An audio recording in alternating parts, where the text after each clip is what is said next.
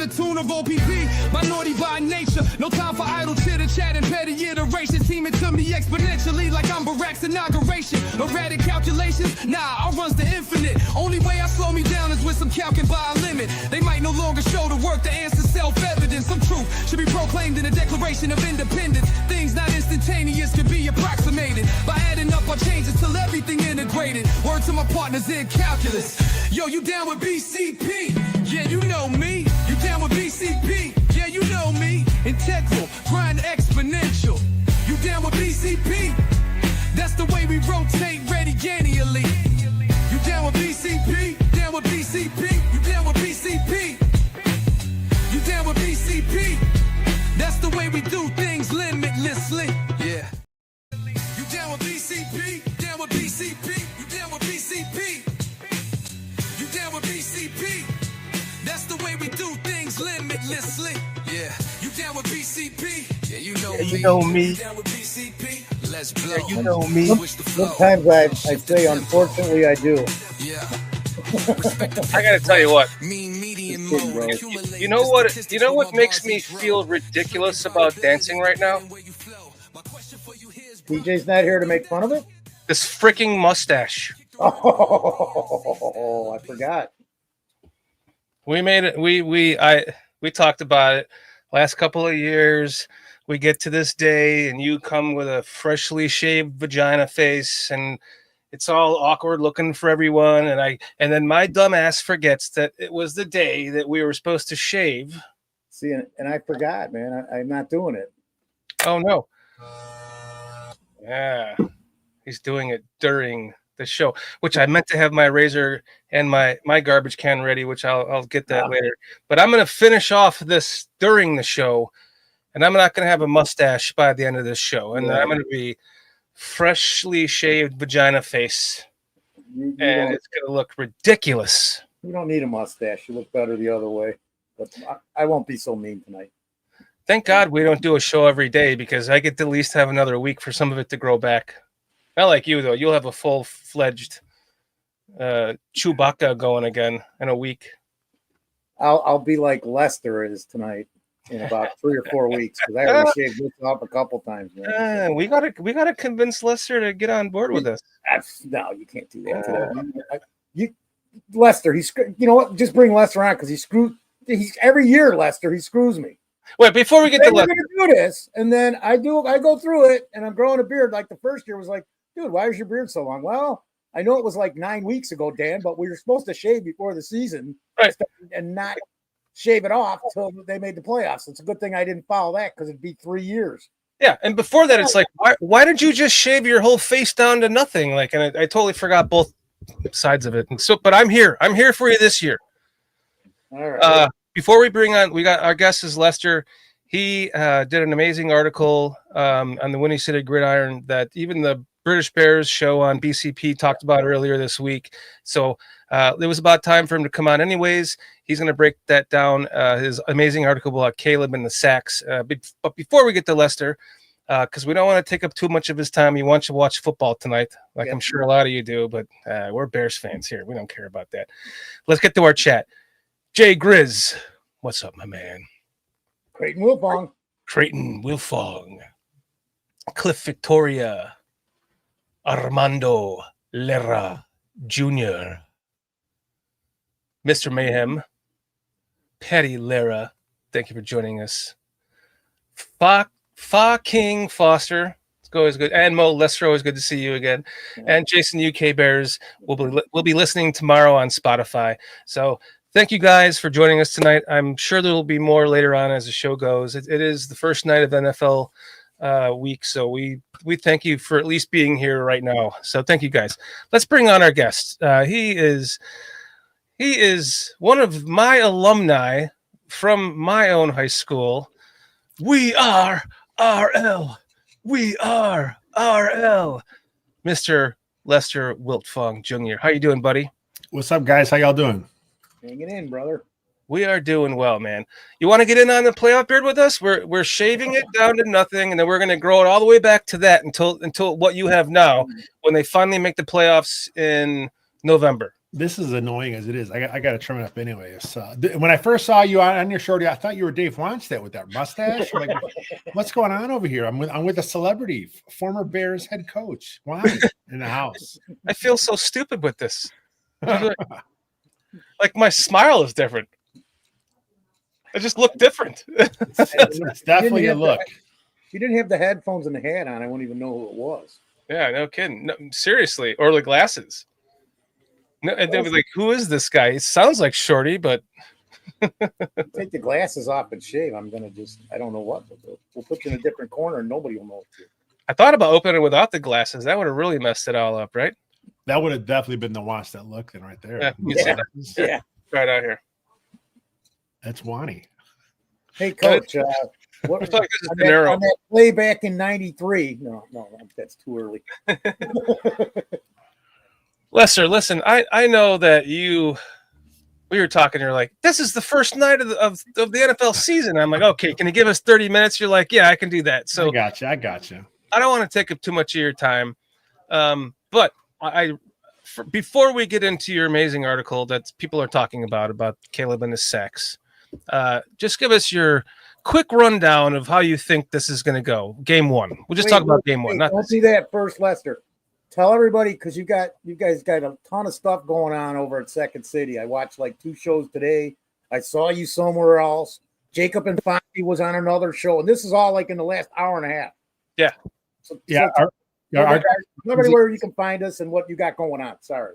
Yeah, everything I write up at Windy City Gridiron, all my podcast, audio, video stuff is over on Second City Gridiron. Yeah, our crew's been busy, man. Jacobs did a spot somewhere. Sarah just started writing for us at the site. She just did a spot with someone's show. So yeah, we got people doing stuff all over the place. Our channel has been popping. I know Bill just had David Kaplan on there from ESPN yesterday, I think it was. Wow. We had a show pop off tonight. Mason and Danny had their show tonight.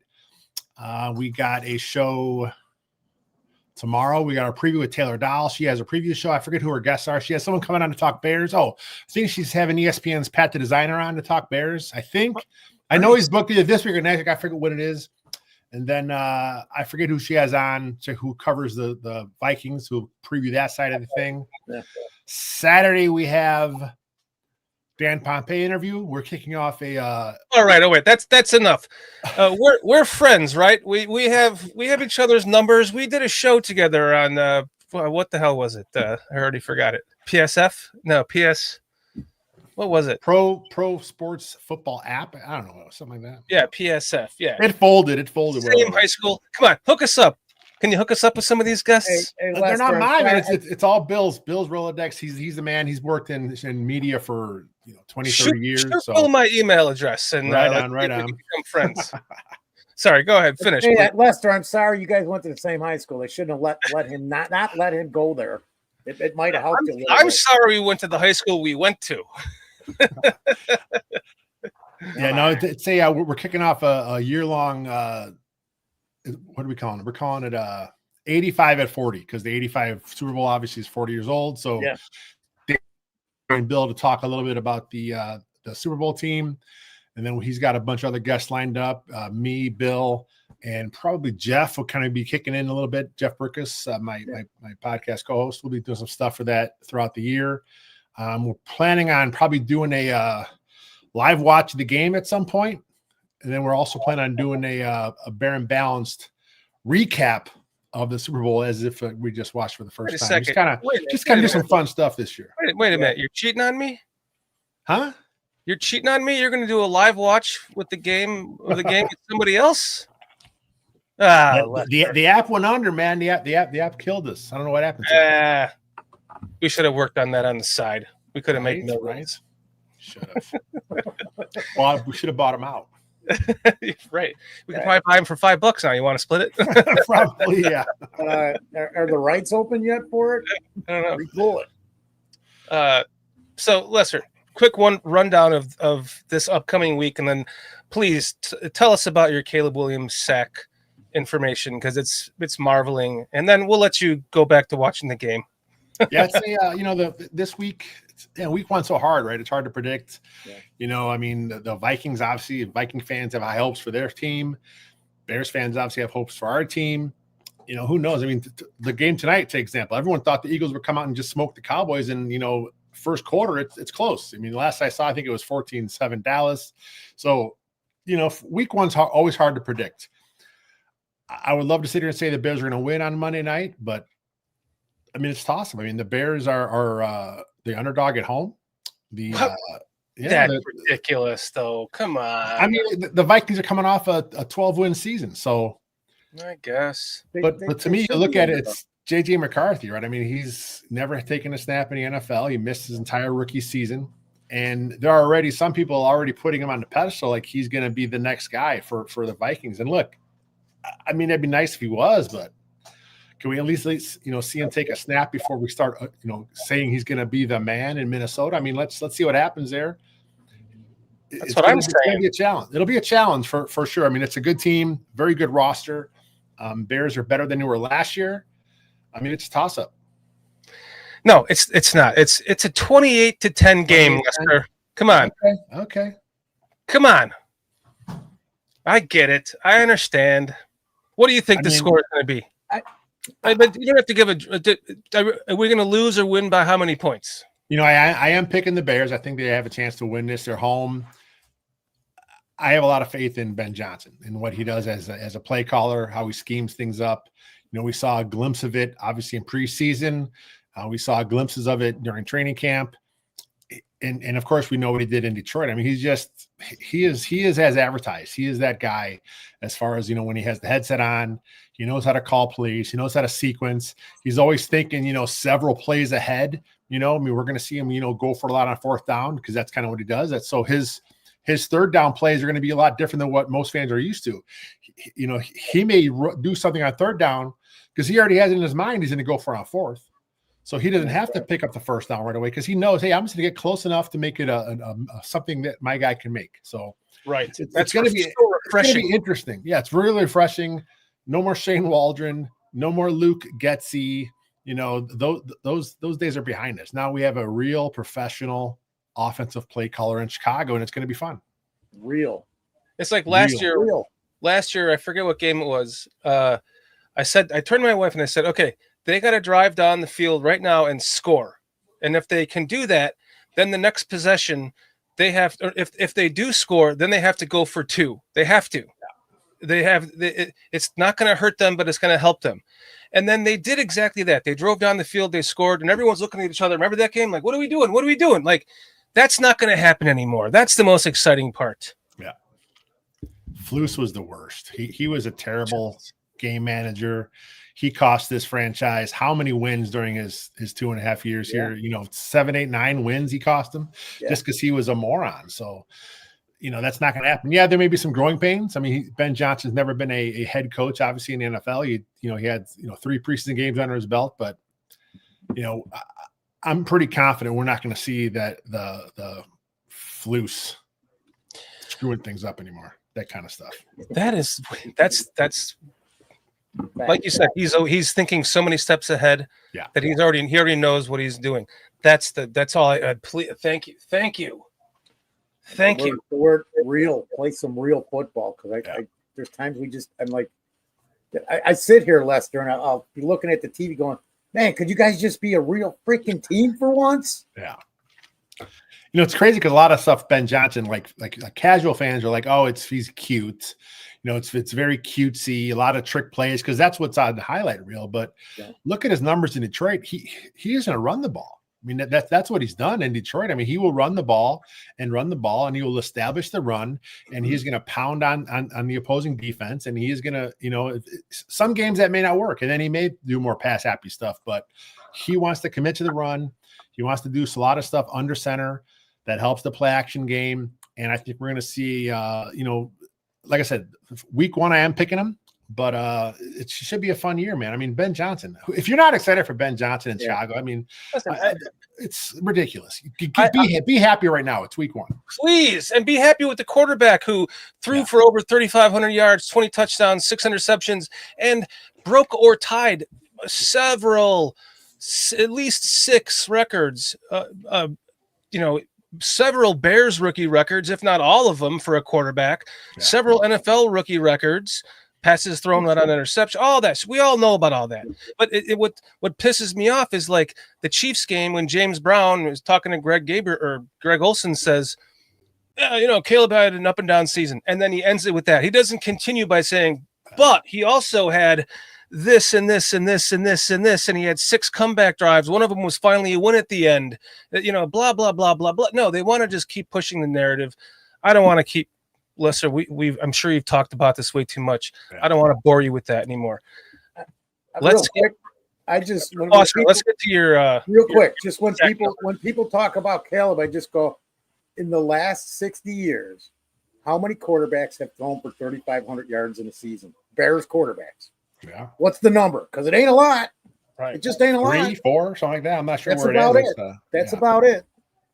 Yep.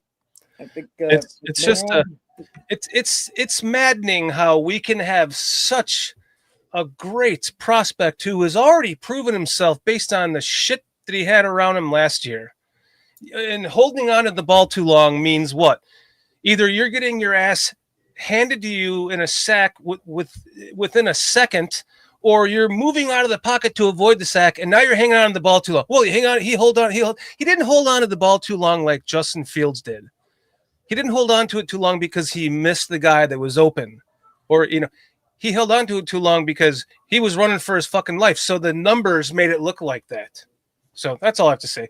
Lester, I really want to hear about your sack stuff, and then we'll let you go. No, I mean, it's I track sacks. I've been doing it for over a decade at Windy City Gridiron. It started one of our guys, Kev. He's like, hey, you're an O-line guy. Why don't you keep track of the sacks? Because the narrative is always every time a sack happens, all the offensive line sucks. Oh, the O-line sucks. Well, not every sack is this the fault of an O-line. I mean, sometimes it's the quarterback's fault. Sometimes it's the coverage. Sometimes it's a running back missed a block. Sometimes the tight end forgot his chip. So what I've been doing is I take every sack for, like I said, for over a decade. I've broken it down. I try and figure out the why behind the sack, and it's not always the O-line. And that's what I found out through the years. And at some point, the narrative, nationwide, like among the NFL, has kind of shifted. Where now it used to be, sacks are a quarterback stat, right? Because they tend to carry over what they do. Their sack percentage usually stays the same team to team. And then it kind of went over the top where now it's all the sacks are the quarterback's fault. Well, again, that's not true as well. There's a lot of nuance in here. So you mentioned earlier how Caleb kind of evades a lot of sacks, and there was a stat. I actually put it in my Sack Watch recap last year. He avoided the most sacks in the entire NFL last year. So that's why I held on to the ball too long. Yeah, I'm trying to look for the number. It was it's like something like 40 or 50 sacks he avoided. Sacks avoided. It's somewhere here. Wow. Yeah, it's just ridiculous. I mean, it's did he take a lot? Yeah, he took way too many sacks. I mean, that's kind of what happened. He's a rookie. Rookies take a lot of sacks. Yeah, he avoided per this analytic. It's FTN. I forget what that stands for. It's one of those analytic sites. They had him down for avoiding 50 sacks, which is the most in the NFL. He took too many. He took a lot. So yeah, you can find my year-end sack watch. It's on our site. That would have been 118 sacks if he didn't avoid those 50. Yeah, he avoided a ton. And look, he did take the most sacks in team history, 68. Obviously, no other quarterback has taken as many. Being responsible for 50 and a half of those I had on Caleb. Those were his. Again, this is my best guess estimate. Only team and the only one that knows for sure is the coaching staff, right? That's obviously, who knows for sure. I just kind of make my best guess, and I had him down 15 and a half. That's the most ever, and my phone is going off here. I try and tell people to leave me alone. Sorry about that. I had him on BCP right now. How dare they? I know, right? No, so anyway, like I said, I had him down for the most sacks. But his sack percentage, right? He threw a ton of balls. He set the Bears franchise record for most passing attempts. I think he has the completion record as well. So his sack percentage, which is how many times you're sacked per drop back, it wasn't even top 10 and worst in the franchise history. He was sacked 10.8% of the time. It wasn't even top 10. I mean, McMahon, Harbaugh, Bobby Douglas up there 4 times. Obviously, yeah. Justin Fields was second most. McMahon's on there a couple times. Yeah, and that's kind of what I just said before you started talking about this, right? holding on to the ball means too long means you're running around for your life trying not to get sacked. Whereas Justin Fields, when he got sacked, it was because, he was trying, the play was gone. Yeah. And he couldn't throw the ball, and then he got sacked, or he tried to run for it. Whereas Caleb's, even though he's running for it, he's usually looking most of the time, 90% of the time, to throw the ball downfield, whereas Justin would just take off. And I can't blame him. Yeah. His athletic skills, I would do the same thing. So, there were also a bunch of times last year where there was just nowhere to go with the ball.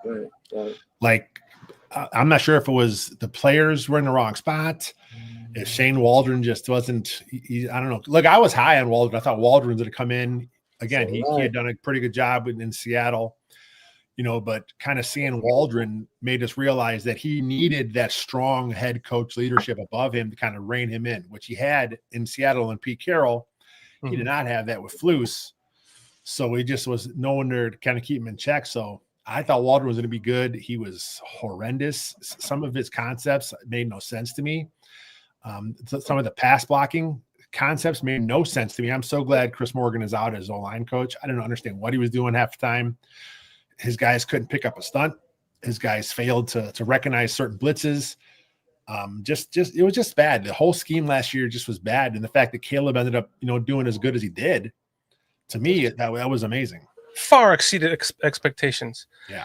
And you talk about like the first 6 games of last season. Remember how in that time span when they went 4-2, Waldron had Caleb going to the line, in game 3, 4, 5, going to the line and doing movements to try to figure out what the defense was to then call the play.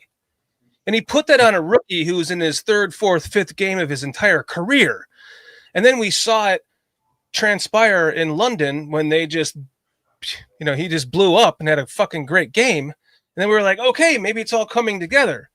But that's just not how you operate you don't ask a rookie quarterback to do that in his first 3 or 4, maybe when you get into game 10. Yeah.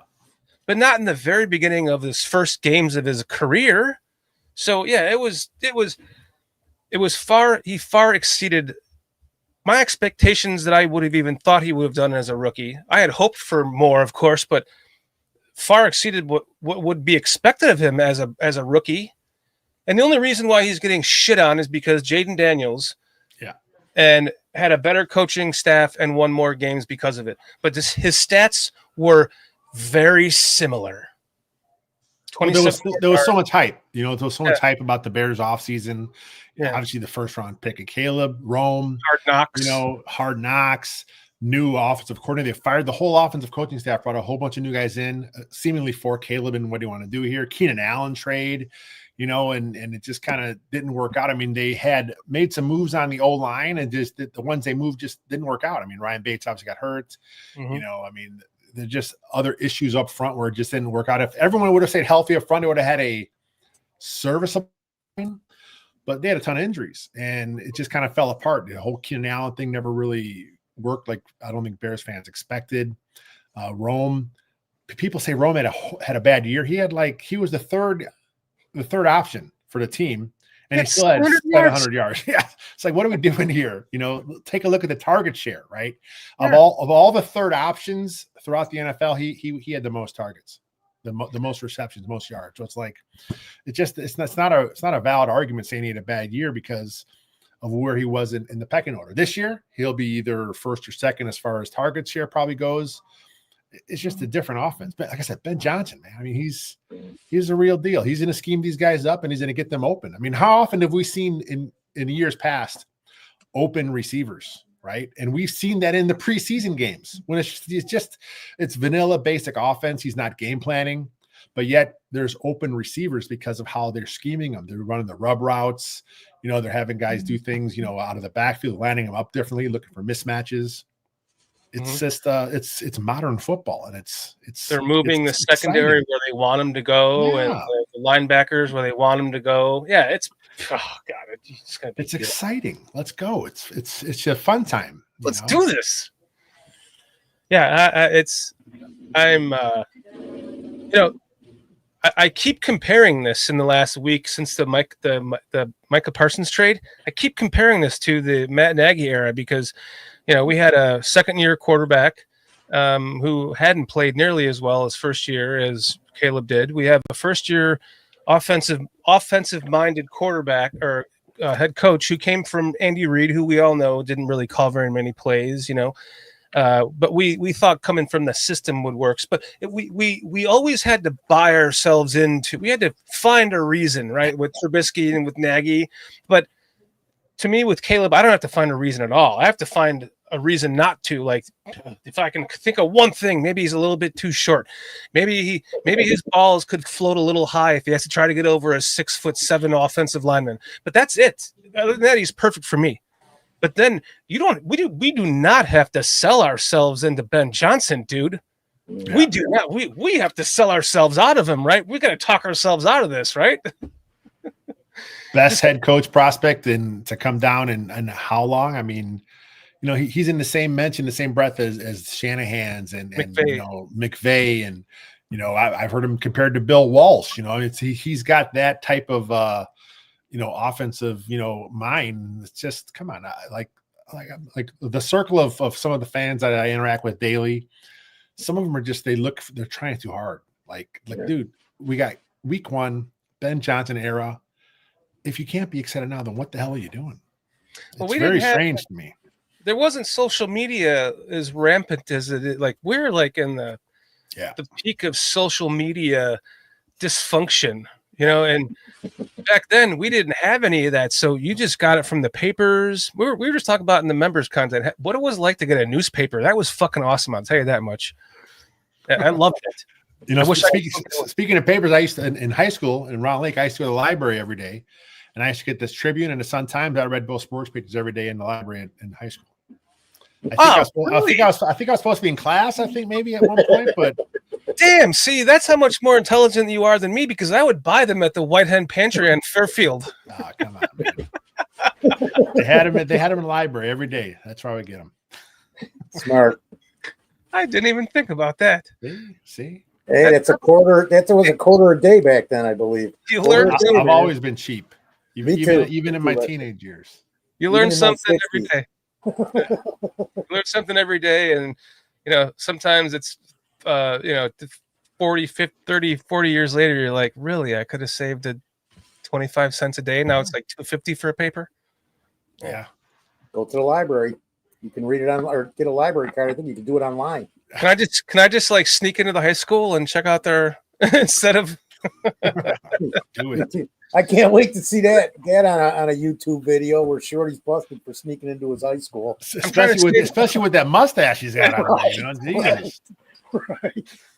Somebody in the chat had said something real good. I missed it. I meant just don't pull up in a white panel van or anything like that. Come on. It's Clip Victoria says, yeah, I could just see it now. I roll down my window and it's Shorty going license and registration, sir. Yeah, somebody else, Relentless Mikey said I look like one of the 80s super fans. Yeah. Yeah. You should lead into that. That's perfect. Hey, I should just start talking like this the rest of the night until I shave this thing off. You know what I mean? You got it. We'll get you a 92 Caprice with the cop light on it. Oh, you got it. Oh, you know it, my friend. Good idea. We should do like a super fan show. Do like a Saturday morning super fan show. That'd be fun. For anyone that doesn't know that Foster's name is spelled backwards. Srevok Retsov. I love it. They were asking in chat. I didn't tell anybody yet. You gave it away. I was wondering that myself. I thought that was like your government name. I didn't know what was going on here. I'm really a Russian spy, Lester. Okay.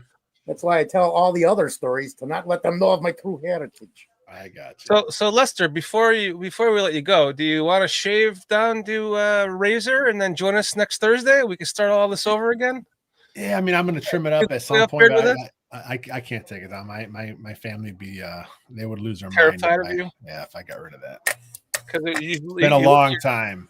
You look at yourself in the mirror without a beard now, and you're just like, what? Yeah. Ridiculous looking fool you look like. The last time I took it all off, I'm honestly,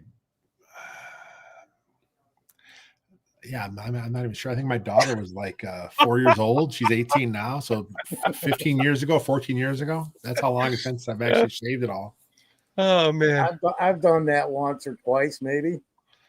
But I think I've had this thing off like 4 times this year. I'm half Italian, so it just keeps growing. It won't stop. Yeah. I'll probably be dead and have to have it trimmed after about 2 weeks later. It'll just start growing out of your coffin. Yeah. Nice. Hair will be coming out of the ground at the funeral, at the cemetery park. What is that? What is that crap coming up? Oh, it's Foster's beard. Well, Lester, unless you want to hang out with us any longer, we're happy to let you go. You gave us your 30 minutes. I gave my time. I'm gonna go catch I think it's halftime now, so I'll catch the rest of that game. What you're saying is you can't hang out with us for halftime, huh? I get it. I think is it almost halftime? 17-14, Dallas is winning. By the way, is that on Amazon Prime? No, it's on NBC tonight. Yeah. NBC, your local NBC affiliate nationwide. Look at there. And then tomorrow night, everybody, their game is on YouTube. Yes. I had people that didn't know that. They're like, they didn't even know there was a game. And it's a free YouTube stream this time. You right? watch you gotta pay for. Yeah. Right, it's free on YouTube. I'm like, the guy watches every football game he can see every weekend. And he didn't know there was a game on. I've only known him 40 years, you know. So it's like, what do you mean there's a game on? Lester, you're my guy, bro. I mean, come on, high school, come on, same town, Fairfield, the White Hen on Fairfield, the White Hen on Cedar Lake, Sammy's. That was my first job, like. Nice. I probably served you a beef or a hot dog at some point. You might have, yeah. I was more of a pizza place guy myself, but I would go to Sam's. Yeah, pizza place is the fucking best pizza. Yeah. They're double decker. Plus, there it is, the double decker. Oh my god! Plus, their mozzarella sticks, their marinara sauce is kind of barbecue-y, accented. It's just, I love it. You're good point on pizza place, dude. But that was bought by the Pat McHugh's. The McHugh family, yeah. And then they had the tornado come through there, and they rebuilt. I haven't had it since then, but every time it's nice. Yeah, it's nice. It's real nice now. They've rebuilt it. We go there every now and again because I'm from there. My wife's from there, so we always try and go back every now and again and get their stuff. I go home next weekend for a week of work, but I stay in West Chicago, but I always try to make it back to good old RL for some Sammy's. And this time I'm going to do a pizza place just because of you. Make a pizza place run. Yeah. Get a double decker for sure. I will. Lester, thanks for hanging out with us tonight, man. We love you and appreciate you. Anytime, fellas. Thanks, Lester. Stay safe and bear down, brother. Bear down. Have a good night, talk buddy. Soon, guys. Yep. Take it easy. Okay. Bye-bye. Awesome. He's always awesome, man. I love that guy. I'm just finding time, Shorty, to start getting back into things little by little. Like, do you mind if I sit down, Foster? No, you can sit. You can stand. You can sit down. You can do anything you want. Oh, thank you very much. I appreciate that. As long as you're not doing certain things on camera. I'm not going to mention anything. So not like sitting down. I can sit down. All right. So yeah, I'm just starting to watch some stuff again and participate. And I've got a couple people I spoke to that lining up some guests. I got a guy that's a Cowboys fan. We want to do like a simulcast out of the box sports entertainment with Paul. He's going to send us an email. Wait. I'm trying to see. We're not hiring. Okay. I'm trying to see if I can get my old. I just want my old position back. Yeah, we're not hiring, Foster. All right. It was nice. It was great. Thank you, everybody. You guys all right, have a good night, buddy. Fuck out of here. Yeah. So now it's just down to me. And look at this. Isn't this beautiful? Don't you just love this? Look at it. It's a beautiful stash, isn't it? Yeah. Get me out of this. I can't stand it. Look at myself that close. When are you going to do it, buddy? When are you going to do it? Why don't you start looking at some? Because there's some great shit in the chat, and I'll pull this up here, and I'll turn the volume down, and you can go through the chat, and I'll start shaving everything off. Foster is lining up dead people. Tony Moy says. just for their hair, Tony. I just want the hair. I need it. Hold on. I have to go to some light here on my face. Here. Light up so that I can create a poll. Hold on. Well, I was gonna see what was like. There's some great comments in the chat. Man.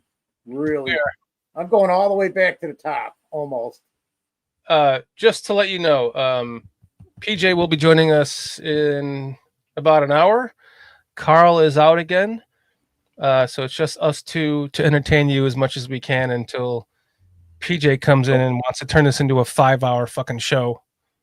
And by the way, Greg Gabriel talks to Aldo on the Greg Gabriel show about, no, I don't want to swear because Swifty tells me swearing isn't good for your channel. It doesn't get the views. And then you look at I watched I've heard Greg Gabriel swear on all those. But no, but he's saying now he doesn't want to swear anymore on a show, on the Aldo show with him because it doesn't get the ad revenue. And you look at like the St. Brown podcast, they swear all the time. That isn't even my beef. I got no problem. Whatever you want to do, that's fine. But my beef is this. Then you're if that's how you are, like if I am who I am. So if I go around and I mask that, then I'm not letting you know who I am. You're going to perceive me different. Everybody knows me as who I am. And Carl, when we all hooked up and Carl came on the air and he's going, you know what, Foster, that's what you're seeing here. That's exactly what he is. So that I just don't. I say this, dude. Like when it seemed like a long time ago when I would be dating. 5-6 months into the relationship, I'd be like, wow, how am I? Why do I like this? Why did I like this chick? Because she's not who I thought she was the previous 5 months. Because it was a facade just to well, I got to make sure everybody likes me or you like me. And I'm not saying anything against Greg, because I really like Greg. I love his insight. I love the show.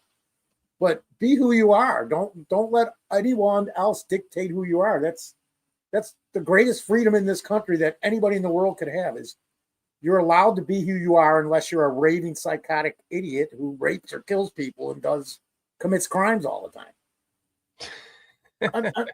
Am I right though? Just be who you are. I'm not saying anything bad against anybody. Just be who you are. And then people around you will know who you are. So you don't have to do things because people say, or if you think that way and you feel that way, maybe he agrees with them and he's like, yeah, maybe you're right.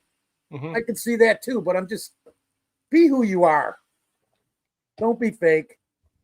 There's a couple lines in poems how it can affect your life, man. Don't falsify anything. You're who you are. You know what? Just be who you are, man. That's all I can say. When I first started doing this show, that's a great point because when I first started doing the show, oh yeah, I was a fucking idiot. I wasn't not myself, but I wasn't myself. I was like trying too hard, right? That always fails. Yeah. Trying too hard to be something you're not. And this is just my experience. Sorry to cut you off. It always fails. Go ahead. Yeah. But then once you just stop, once you give up on that and you just allow your inhibitions to be, and you be yourself, that's what gets, everyone here in chat tonight hanging out, really. And it's not a lot. I'm glad it's not, because everyone can have a conversation with us. If this was just like a waterfall of chat going on in here and nobody was friends, this is what makes this special is having a community where we can all talk with each other, which we should get to them, Minister, while he's shaving. A lot of these podcasters don't realize that the cursing does cost you sponsorships, but they constantly ask you to support them monetarily. Support yourself through your personal representation.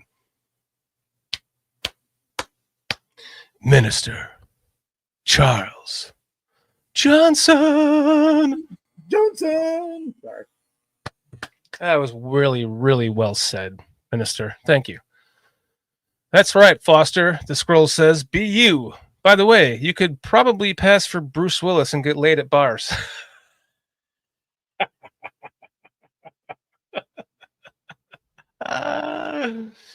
We're talking to you tonight, man. We're down. Listen, we've talked about it all. You've seen it all. You've been in all the podcasts and heard everything that they have to fucking say about the Bears and blah blah blah. When you want to hear it again? No, let's just hang out tonight. This is the night before the game. PJ will join us soon. We're going to have some fun tonight. Let's get to you. Let's hang out with you tonight in chat. I like the Scrolls comment. You know what? I didn't even think of that one, but I've been going around doing Richard Dreyfuss. That gets me laid too.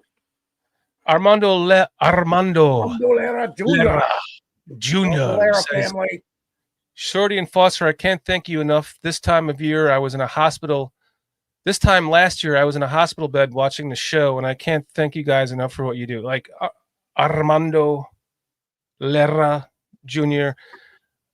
That's just. I hope you are well. I don't know why you were in a hospital bed, but apparently you're recovered. And if you haven't fully, I wish you well. And I'm in Sean Sierra's chat with you. By the way, I should probably plug. He told us when he was in the hospital. I remember. Yeah. Okay. Remember. Yeah. I should plug him. Sean Sierra. It's on. Hey, it's your boy, the Superback, Sean Sierra, and be sure to follow Sports Zone Chicago on all social media platforms on Facebook, Instagram, and our Roku channel. You can find us at Sports Zone Chicago, and on Twitter, we are at Sports Zone Shy. Also, be sure to download our mobile app so you can take Sports Zone Chicago with you on the go. Monday, Wednesday, Friday, every morning, 9 a.m. Central. Like, it's my favorite. It's one of the few podcasts I watch anymore now that I do this. And I met Armando in there, and I didn't want to be like, hey, come check out my show, because I feel like promoting our show is just being like, it's just too much, just if you find it, you find it. But eventually I was just like, hey, you should check us out, and I'm glad you and Patty, your lovely wife, are here with us every week, and you support the British Bears show too, which thank you so much, Armando and your wife, Patty. I mean, seriously. And plus, I went to high school with a guy named Armando Lira, which is really weird. And like, he was like the jock of the school, got all the chicks. He was the hottest guy in school, fucking the best athlete. He was the guy that everyone was jealous of. My name used to be Armando Lara Jr., but I changed it. I bet it was. No, Lyra or Lara? Oh, that's right. I can't remember. Whatever yours was, I'm making it up. Calvin, we want to thank you for joining us tonight. Damn, as a Cardinals fan, I think we can root for one another. Best of luck, guys. Just happy football is back. Listen, Calvin, the Cardinals are from Chicago originally, so we can agree, on us tonight. I am a Cardinals fan too, just because they were. Hey, we talked about this. If they were ever going to bring back, right. I've been saying it for 35 years. When I started saying it, the Cardinals were still in St. Louis, and I'm like, we need the Cardinals back in Chicago. I want that old north side, south side. It's just like the Cubs and the Sox, because that's how it was the first 40 years of the NFL. Cardinals were the south side team, and the Bears were the north side team. My dad tells me about it because he, as a kid growing up, that's what he grew up with. It was just like if you were from the north side, it didn't matter. You didn't see Sox stuff on the north side like you do today in Chicago. Scroll says Arizona is borrowing our team. You were Bears? Yeah. Scrolls. He's been rolling all day. I've seen him in 300 chats, man. But it was if you lived on the south side, you followed the White Sox and the Cardinals religiously. If you lived on the north side, you followed the Bears and the Cubs. It ain't the same today, but it doesn't have to be. But I'd still, if we ever get a second team, man, and the Cardinals are never leaving Arizona. I hate to say it, but they're never leaving Arizona. They would never let them go. They would never. Out that brand new stadium. Half Arizona transplanted Chicagoans. Yeah, for sure. Yep. All my friends live out there. Half of them that lived here now live out there. I kid you not. I couldn't take the heat. So. Foster, is this Triple R? That's Sports Chicago. What's up, Triple R? You changed your logo, man. Yep. Threw me off. He's been that for a while. Sports Chicago style. I always think of Love American Style. Trips, you should use this. Go get the Love American Style and remake it to Sports Chicago style through AI. It'll be a killer opener. Love American Style. That's you and me. Not you and me, Shorty, but. Oh, wait, hold on. No super chats? What? No super chats? What? No super chats? I didn't say that. Super chats? That wasn't me. Tony, Creighton, Jay Grizz, Patty. You guys are so awesome. Like, honestly, and listen, it's not just here. Like, we know each other from every other Bears podcast we hang out into, and that's what just makes this so special. Like, everyone here, we all know each other in some way, shape, or form. And, in this case, you get to see our faces. We don't get to necessarily see yours, but we know who you are and we know your personalities. And we have all become friends in this Bears world, this Bears online Bears Nation. It's kind of more underground than, by the way, shout out to Nick Rohde from Just Another Year. Yep. Who is now doing a show every Tuesday with Adam Rank. There's actually, there's a soundbite for that. Congratulations to Nick Rohde. 2-3 shows a day, it seems like. Shows or updates every day. He's awesome. Nick Rohde, we're friends. He invites me all the time when he's having a watch party, and I can never make it because I live in Atlanta. Yeah. But I reached out to him when I found out, and I was like, that's amazing. Like, you deserve it. Couldn't happen to a better guy. And I asked him if he wanted to come on the show, and he said he would love to. So I think he might be our guest next week, by the way. Nick Rohde might be our Nick Rohde from the Adam Rank podcast might be our guest next week. No, it's Nick Rohde from Jay, baby. It's Jay. Oh, yeah, Jay. He's earned that. He's the hardest working man on YouTube right now. Seriously. Yeah. That's my opinion. He really is. He is over 34,000 subscribers, busting his ass, doing a great job. Really proud of him because I knew him when he was.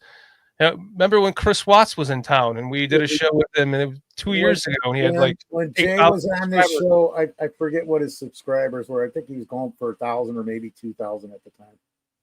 Yeah, he's over 34,000 now. Yeah, we did the show. It was the night, so it was me, you, Jay. And oh my God, my favorite dude from NBC Sports. Got to get him back on. Glenn Morgan. Glenn, Glyn, Glenn Morgan. Zach says, did by the way, he's in the works. I've already been talking to him, so he's coming up soon. Zach Sullivan says, did Rank get dropped from the NFL Network? I think he's on with CHGO too. I'm not sure about NFL Network, but he's doing CHGO. He does a show with the old bricklayer. Greg Braggs? Yeah. How many gummies did you take tonight, bro? Look, you're half you got it half shaved. I wasn't just taking gummies, I was smoking a can now. I love the fucking chaos you have going on over there as the show's been going on. You're just like slowly, chaotically shaving it. Fits my lifestyle. It sure does, buddy. As a matter of fact, you know what? That show with Jay, now that it flashed in my head, that was how the Gacy thing all started, because he brought it up because he lived like 2 blocks from the police station where it got reported. Yeah. And the whole thing just popped into my head. And that was also the same show that I got Glenn Morgan for the first time, where he was the alcohol came out of his nose. Yeah, that was that show. That was 2 years ago. Absolutely, that was the good one. Yeah, that was the first one. Yeah, ever since then he's come back on like, oh, I should probably be more professional. That's a good. You did his voice good. Oh man, Glenn Morgan he's seriously our most tenured guest of all time by far. Over 15 shows with us, man. Showed up for the draft in Green Bay with us. that shave job you got going on is killing me right now. It's hilarious. You want this side or this side? Yeah, there you go. Just...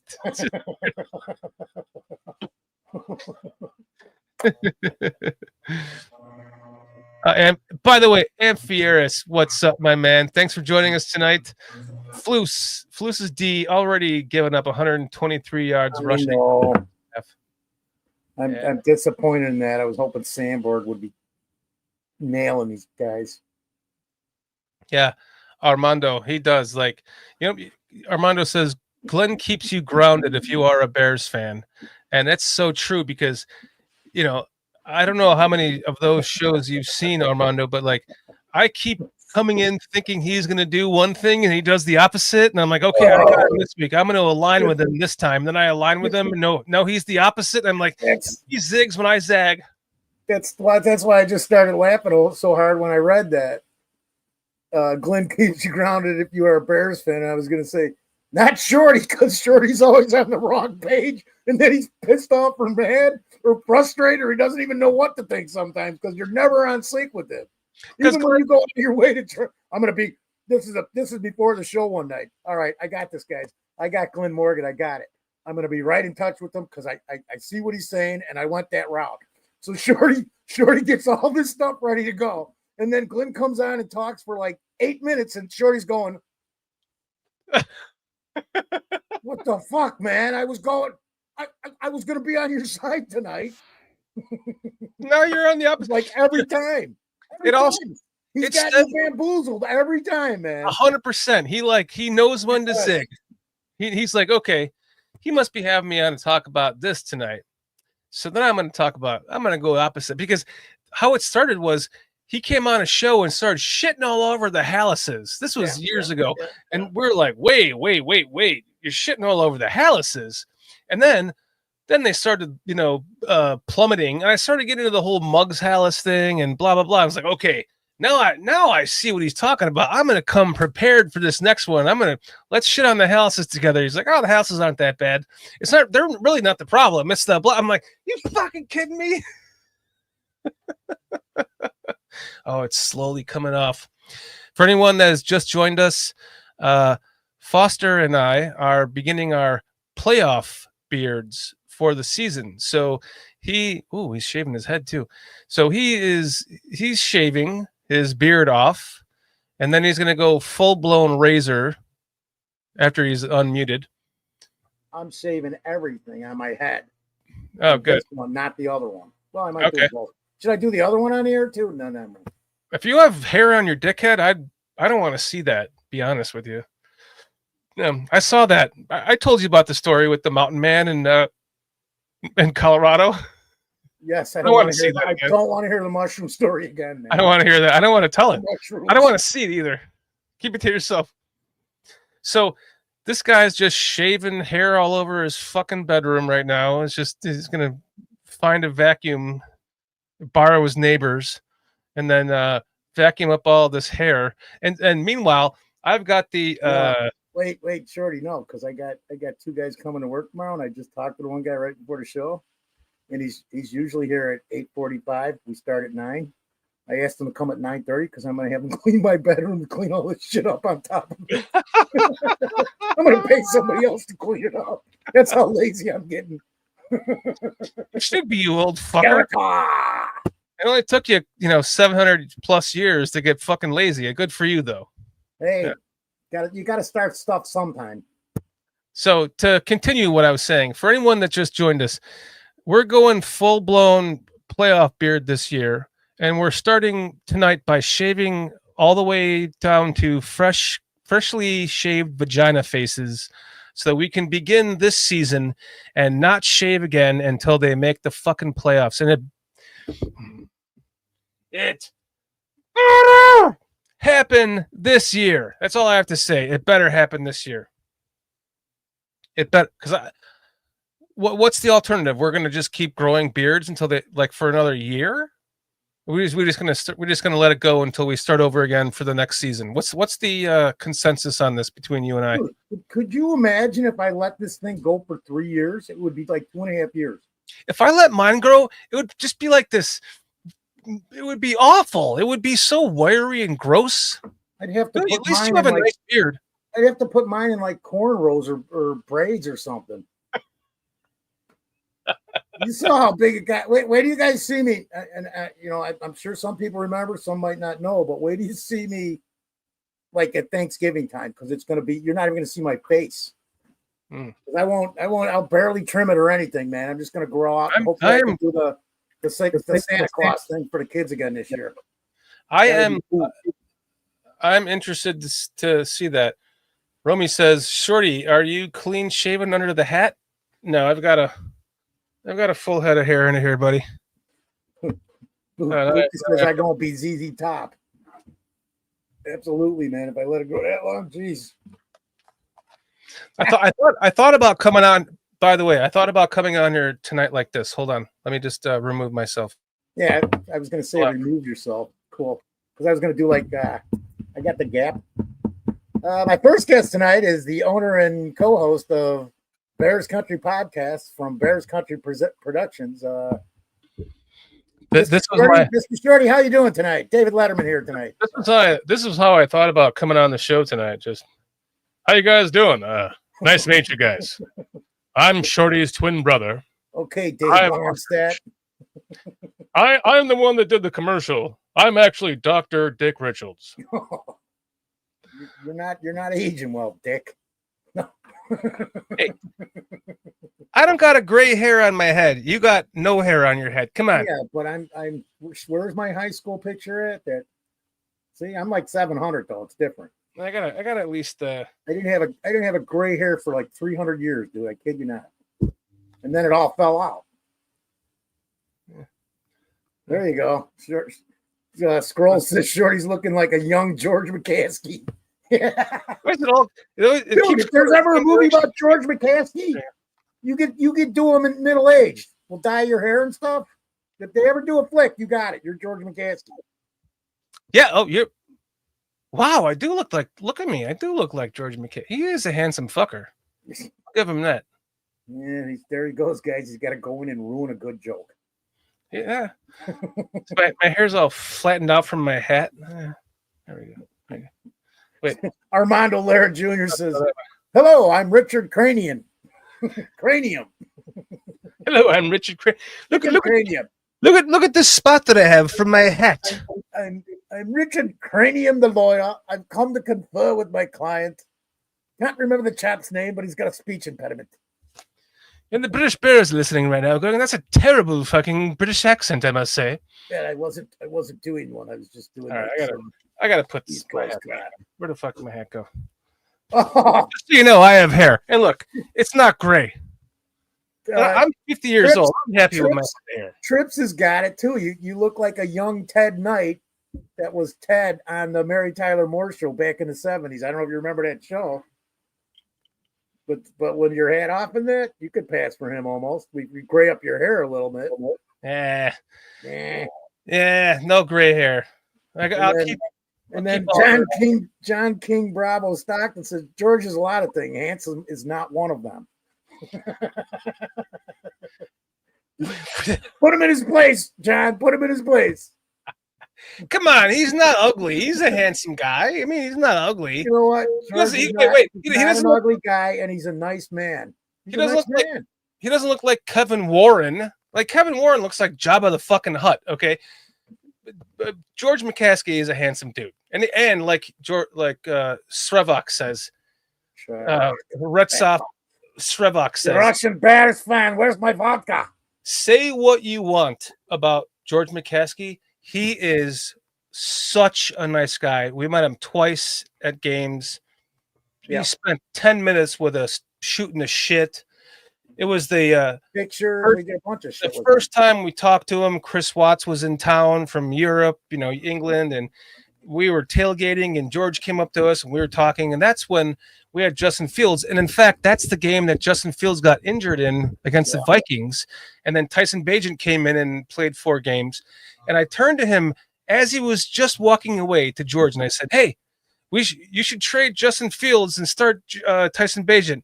And as he's walking away, he goes, "That's what I hope happens." And he just keeps going. We're all like, "What the fuck?" So even he's a fan. He claims he doesn't know football, but even he knew that Justin Fields couldn't read a defense.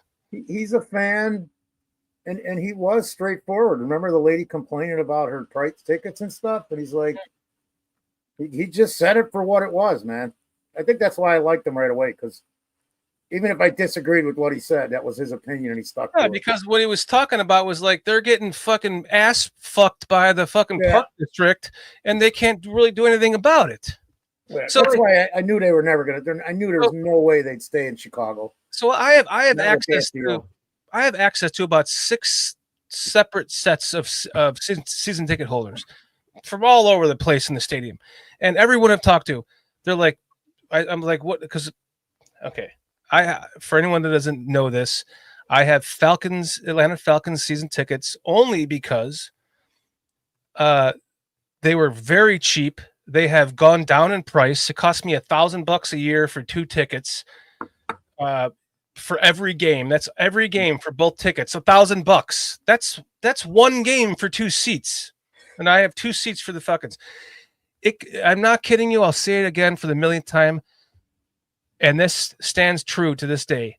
A chicken finger basket, fries and chicken fingers, a cheeseburger, a bottle of water, and a beer. $13. That's one beer at Soldier Field. Yeah. The Falcons give us all kinds of swag, like shirts, hoodies. I never wear them. I'm trying to figure out how to just take the logo off and put a Bears on, but they're really nice.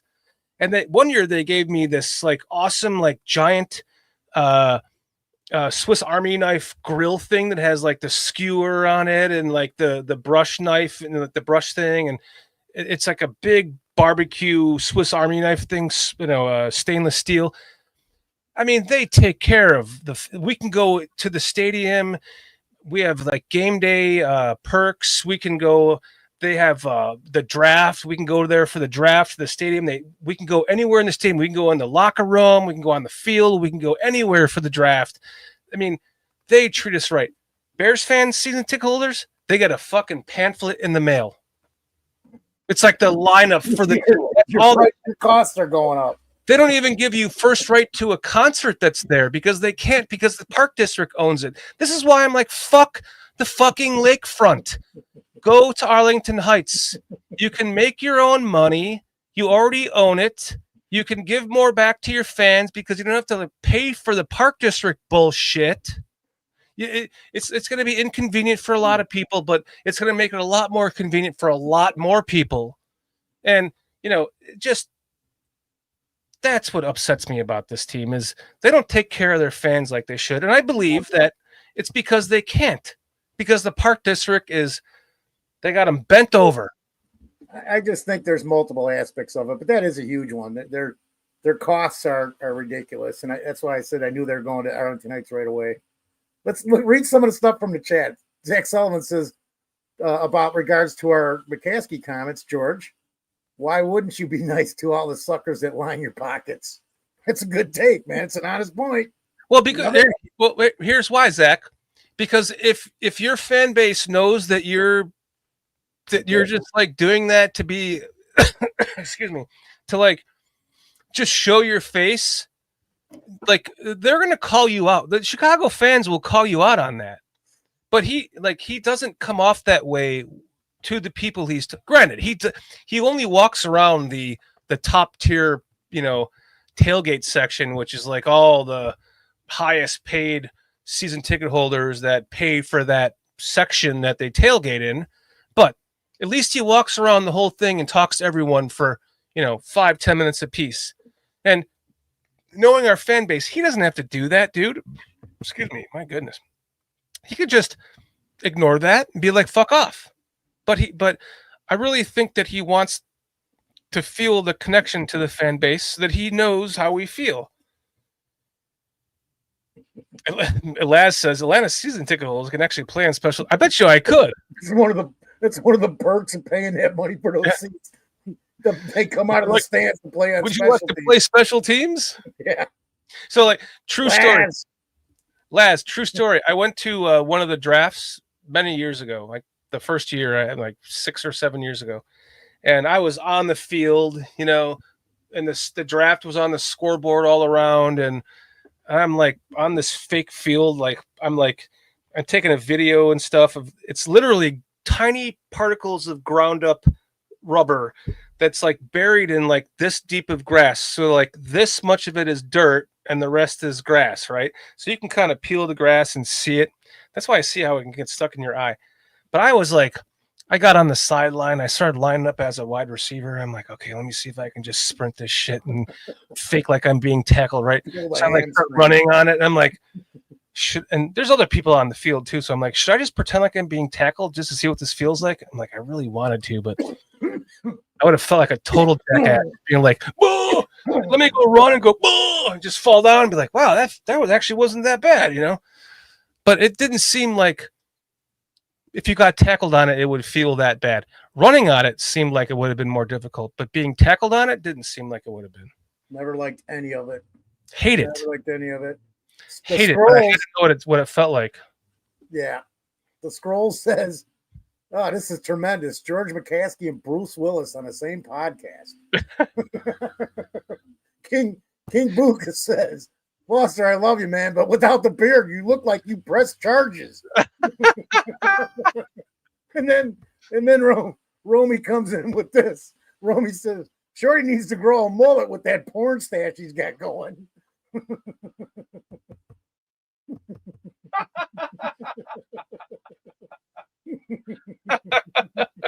Wait, there's another one, dude. You wouldn't happen to own a white van and some polarized sunglasses, would you? Aviator. Minister Charles Johnson says, "Shorty, that hair makes you look like you drive a white cargo van with aviator glasses on." He's right on that one. Oh my God. Giving Cliff tickets and stuff, and you're not even a cop yet? You're making me want to go get my aviator glasses. Should I do it? Crap. Can you handle chat for 5 minutes? He goes, "Look," Zach Sullivan says, "I set you up nicely to say good things about George. Part of me does believe he is a fucking Terminator sent back in time by a future Green Bay executive, though." Zach. These guys, I love these guys, man. I love these guys. That's a good one, Zach. I get you on that. They're all. It might be the one comment of the night. Steve Rogers, Bears 134, Vikings 3. The Bears. Foster, talk to chat for a second. I'm gonna take a piss. And I'm gonna grab my aviators. You want to make me suffer? He's gonna go grab them. I should just talk to chat. You can do it. You're fine. Never. No, we did not. Laz, I was gonna bring that up too because they keep showing it. And guess who made a nice? Got part of a nice sack just a minute ago for the Cowboys. Clark was in on a sack already, paying off that Micah Parsons trade. Last says, "Did you guys talk about Jalen Carter?"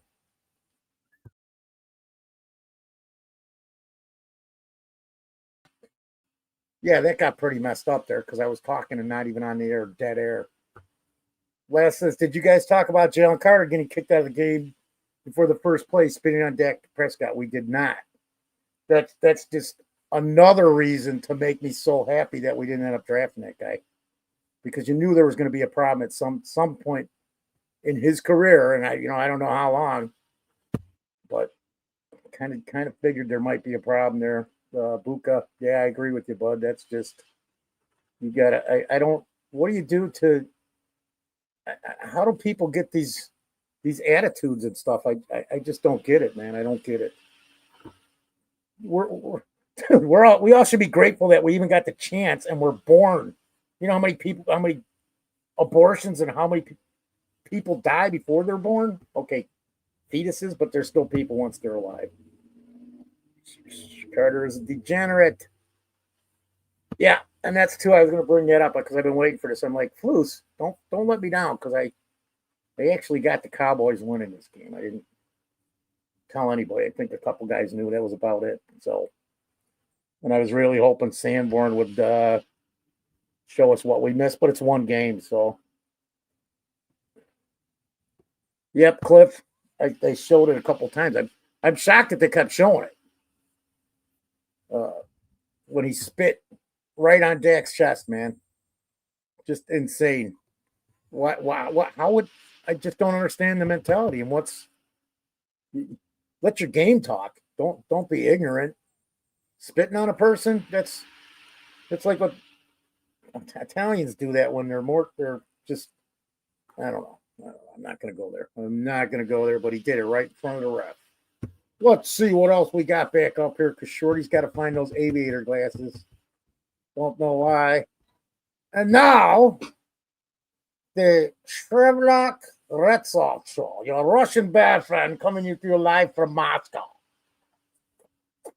Yes, we here in Russia.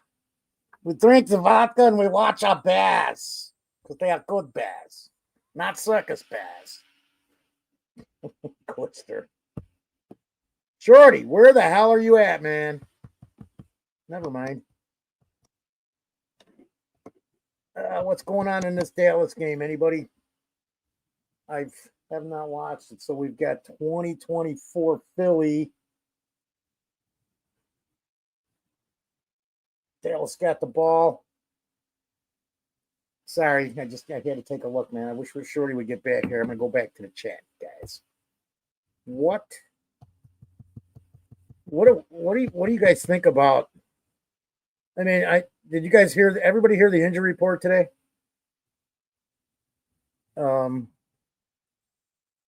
Because who didn't practice? So it was Roschon Johnson. There's like 3 guys that didn't practice today. I got a little concern now going into this game with our running back situation. Are these guys going to all be healthy? I mean, anybody got anything new other than what I heard 3-4 hours ago? Because the injury report for today had them both not practicing. So, yeah, absolutely, Trips. That's when we're talking about maturity and becoming a man in this game. Tyreek Stevens, sure. Hopefully, Trips. That incident last year and Coach Johnson coming in and these coaches coming in, they're either going to shake that out positively or, if it's not good for the clubhouse, things got to be done. They got to be done. Brian Cranston. How about Say that? my name. Wait, no, I got to do it like this. Say my name. You know my name. Now I'm Brian Cranston, dude. Yeah, we were just talking about the running back situation because there was an injury report today where I think Manon guy didn't practice, Roschon Johnson didn't. Where's the white cargo van, dude? I'm telling you, we stick you in it. Right now, dude, with that, if I stuck you in one of those old Caprices, people would think you were a retired cop if you drove around Chicago. I know when I did that and I had a Caprice in the 90s, that's what everybody thought I was a cop, man. It was hilarious. Excuse me, may I please have your I'm not a license? cop. You got any coke? Sorry. License and registration, please. Yeah, there you go. 112-17. License Good and evening. registration, please. Good evening. I'm Dr. Dick Rich. Trips goes, puppies or bags of candy is bait. Because now you're a child molester. No. It's either a cop or a child molester. No. I hate children. I would never molest them.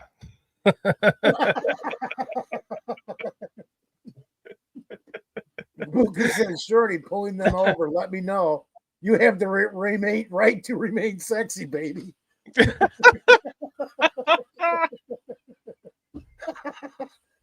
And now you're Officer Dick Richards. Dick Richards. His other brother. Good evening. I'm Officer Dick Richards. Richards, that's it. You may know my iconic brother, Tim Richards, from the legendary iconic film The Anchorman. Anchorman. And my other brother. I'm not here to talk about that.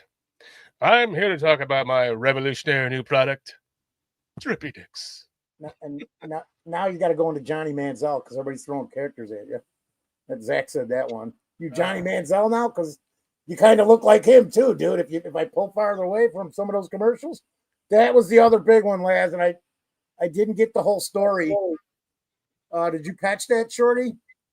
About Edwards might be out.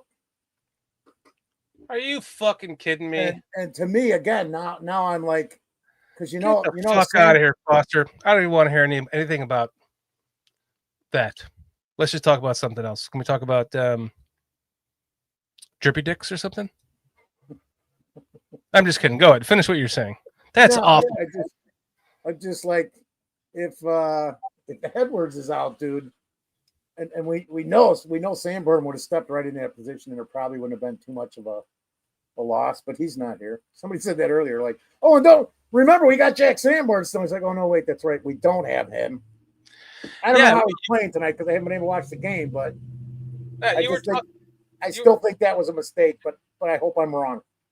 You were talking about it in the members recording about how you think and we did a short about it too, from a clip from a show that you think Carl put that up. Listen, I don't disagree with you. You want to reiterate that one more time so I can just say what you're talking about?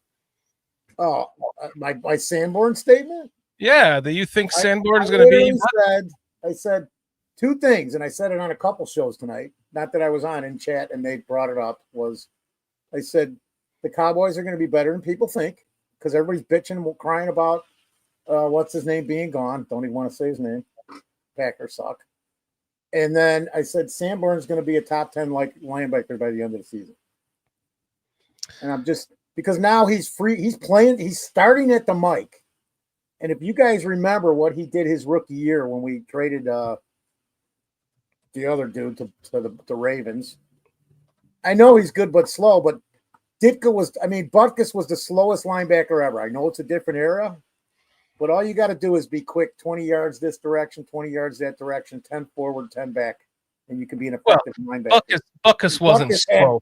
Butkus had 34 interceptions. Nobody does that as a middle linebacker anymore. Right. Butkus wasn't slow for his time. He was quick as fuck. He was slow for his time. He had burst. That's the other thing. Speed. Today that could have possibly hindered some, but it's game speed anyways, and it's about knowing where to be. And I just feel Sanborn is one of those guys that he's going to be a pro's pro, and he's always going to work hard, and he's going to be where he needs to be. They got him calling and leading that defense. So what does that tell you? If Flus is Flus stunk as a head coach, we know that. Mm-hmm. But you look at his tenure as defensive coordinators, he's had some pretty decent defenses, including with no-name ones. And he actually did a decent job here, except for some schemes and calls that I just couldn't understand defensively over that 2.5 seasons. But you look at it, the whole picture of his work, I got to say he's definitely not a head coach, but he's more than acceptable as a defensive coordinator, in my opinion. I agree with you. And back to your Jack Sanborn statement, I think that you're spot on. I think he was a big loss for our team. The fact that we lost him really broke my heart. You never like to lose your homegrown talent. You know what I mean? I know what you mean. And then we see him go to, as far as I'm concerned, the second most hated team by any Bears fan, the fucking Cowboys, right? Yeah. I get you, Buka. It is different year to year. I can do the Bears, the super fan thing with the best of them, guys. You just got to make sure that you pronounce your T's, the tings, the three of us, not the four of us or the two of us, but the three of us. Yeah. All three of us. There's only two of us tree here. Who's that Bill Swirsky guy that does the, he's got his own YouTube channel where he's doing songs every week about the Bears. Remember when we tried to do that? Remember that? Yeah, but that's we got copyright claims and shit. But I was doing the whole thing. The whole thing. I was down with it. Something. You were doing something. I was doing something. I tell you that much. It was something. Look at how fucking ridiculous I look. I feel like I'm better off talking like this with my mustache because I exemplify the ridiculousness that I look like. So I think it works together. You know what I'm saying?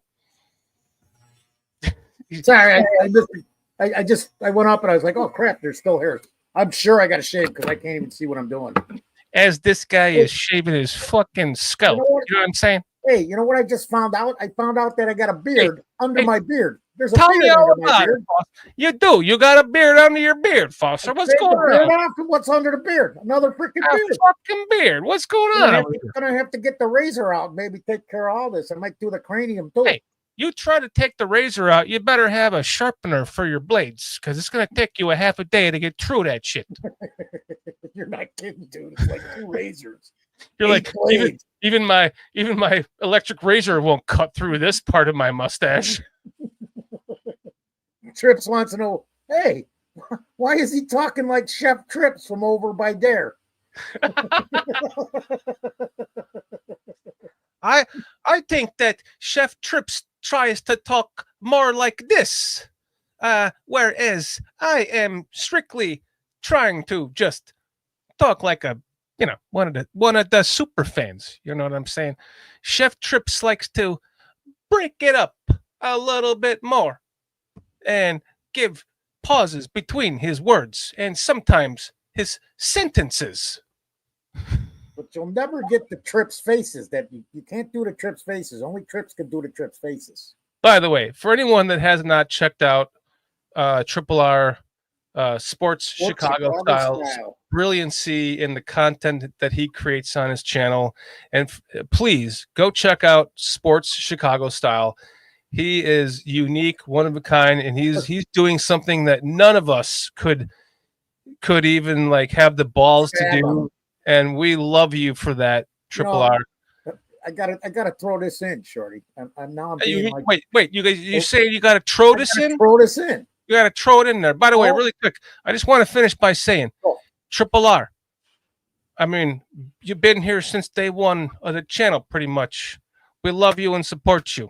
We got to have you back on again. Go ahead. It's a freaking. I was just gonna say, all three of them guys over there at Sports Chicago Style. There's something wrong with all three of them, but they're decent. They'll give me an honest take. Sometimes there's five. Sometimes there's five, but I know three of them. They got some problems, but they're good. They're good. At least 3 to 5.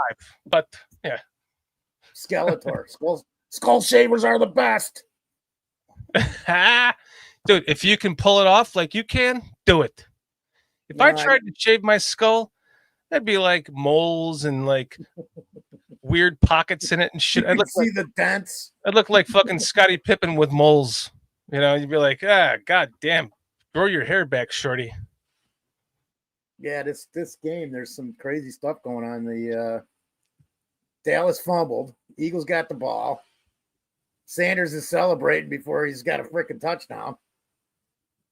So it's just it's crazy. Hey, all I gotta say is fuck the Cowboys. Okay, fuck the Cowboys. You know, here's what I love about this audience. I'm sure most of you have the game on and you're probably on your phone just hanging out with us. And we love you and appreciate you for that, because we do a show every Thursday. And that means from now until the end of the fucking year, we're doing live shows during Thursday Night Football. And the fact that, you know, you guys hang out with us is 40, 50 people hanging out here tonight on opening NFL night. Yeah. And opening NFL night. We got 44 people hanging out with us tonight. Buka hit it on the head. King Buka World said, fuck Foster, everybody that ain't the Bears. I equate it to this. Foster, imagine you and I just standing up on a stage in front of 4.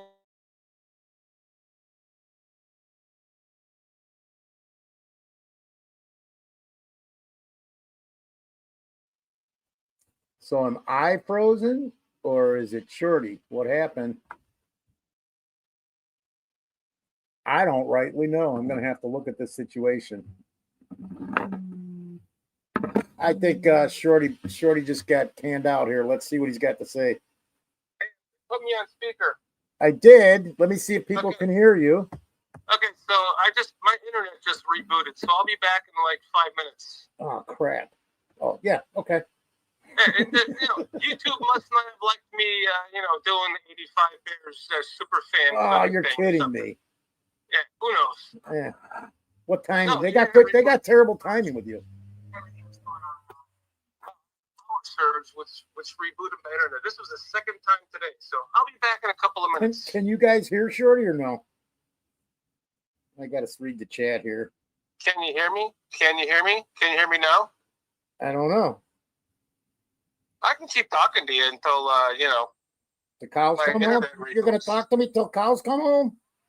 I'm going to talk to you till the cows come home. Okay, so they can hear you, but they can't see you. So hopefully you'll get rebooted, man. Because I'm on your phone, you fuck. Because I see you're gone from the screen. You've just disappeared and you've left me here alone, man. And that is not a good thing. That is dangerous when I'm here alone, man. Oh no, that's precious. I don't know. Yeah, no, this is the precious time. Yeah. All right. Yeah, will you please accept a collect call from an inmate at Cook County Jail? Yeah, hey, what's up? No, I'm not bailing you out. Because Trips goes, he sounds like he's calling from jail. You have a collect call coming from Mr. Shorty from Cook County Jail. Would Click, you please accept? click.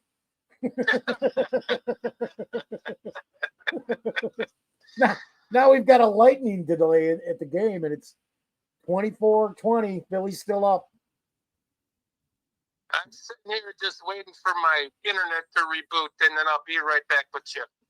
Oh, man, sometimes his promises. Back to the... Well, I was just testing you to make sure you could run the show without me in I case can't, I died. dude. I am terrible alone. I'm not good alone yet. I've got to do some practicing. But I'm not prepared. I'm kind of half-ass watching the game and trying to talk to the chat. Oh, Just dude, I talk got to to get off the chat. phone. Just I got to talk get to off the chat. phone because Muggsy and Virginia are calling me, dude. All right, I'll see you in a second. No, don't get off the phone. Just stay on the No. phone till you're. That was a Tony Moy comment. He goes, Foster, what if Muggsy or Virginia calls you? They're both dead. It'd be hard to get them on the phone, but they could call me. Cliff Victoria goes, yep, Shorty goes from a cop to a prisoner all in one show.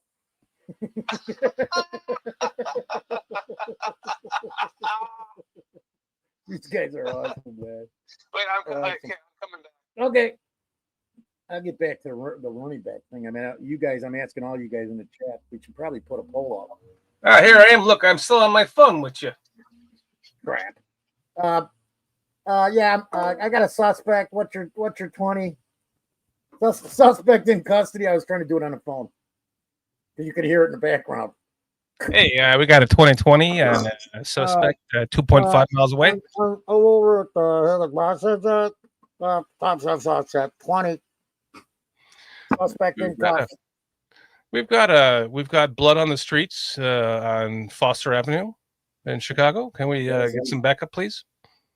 Like I got like 4 family members that have there's Foster blood on Foster Avenue. Literally, I don't know why my family decides to get hit by cars on Foster Avenue. I kid you not, 4 of them.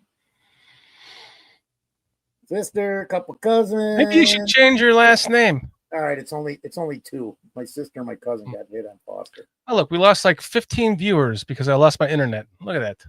What are you talking about? On my thing, we went from 42 to 47 after you left. No, we went to 42 to 28. Now we're back to 30. It must be because of me. Ice, Shorty, ice. It's Trips. He's back in the Compton. It's all due to the ice. We just had like 7. We got some minor. Never mind. I can't even think. That's right. Don't believe everything that you think. Yes. Either. John King Bravo Stockton says if Virginia calls you, them Italian beefs got to you, and today, sir, is your last day with us. How did you know I had Italian beefs, John? I'm serious. I'm just. Did you have an Italian beef for real? Yeah, I did. I got some Papa Charlie's, man. Yeah, good for you. It was on sale, so I'm like, screw it. It was used to be 5 pounds for like $14. Now it's 4.5 pounds for like $17. Good for you, my friend. All right, I'll be home next weekend. Let's go out to dinner again. Yeah, absolutely, man. Absolutely. Thanks, Patty, because I was just going to say that too, man. Hit that like button, guys. This time PJ's paying, even if he's not there. Absolutely, man. I got his credit card. He sent it to me. To put the PCP He wanted logo the on it. PCP logo. Yeah, good for you. The number, I inverted the card. I put it on, sent it back to him. Yeah. He's the first Good one job. to get one. Good job. I would have done the same thing. Absolutely. PJ's going to be like, Foster? I like Zach Sullivan's comment too. Who the fuck keeps putting Collinsworth in front of a microphone?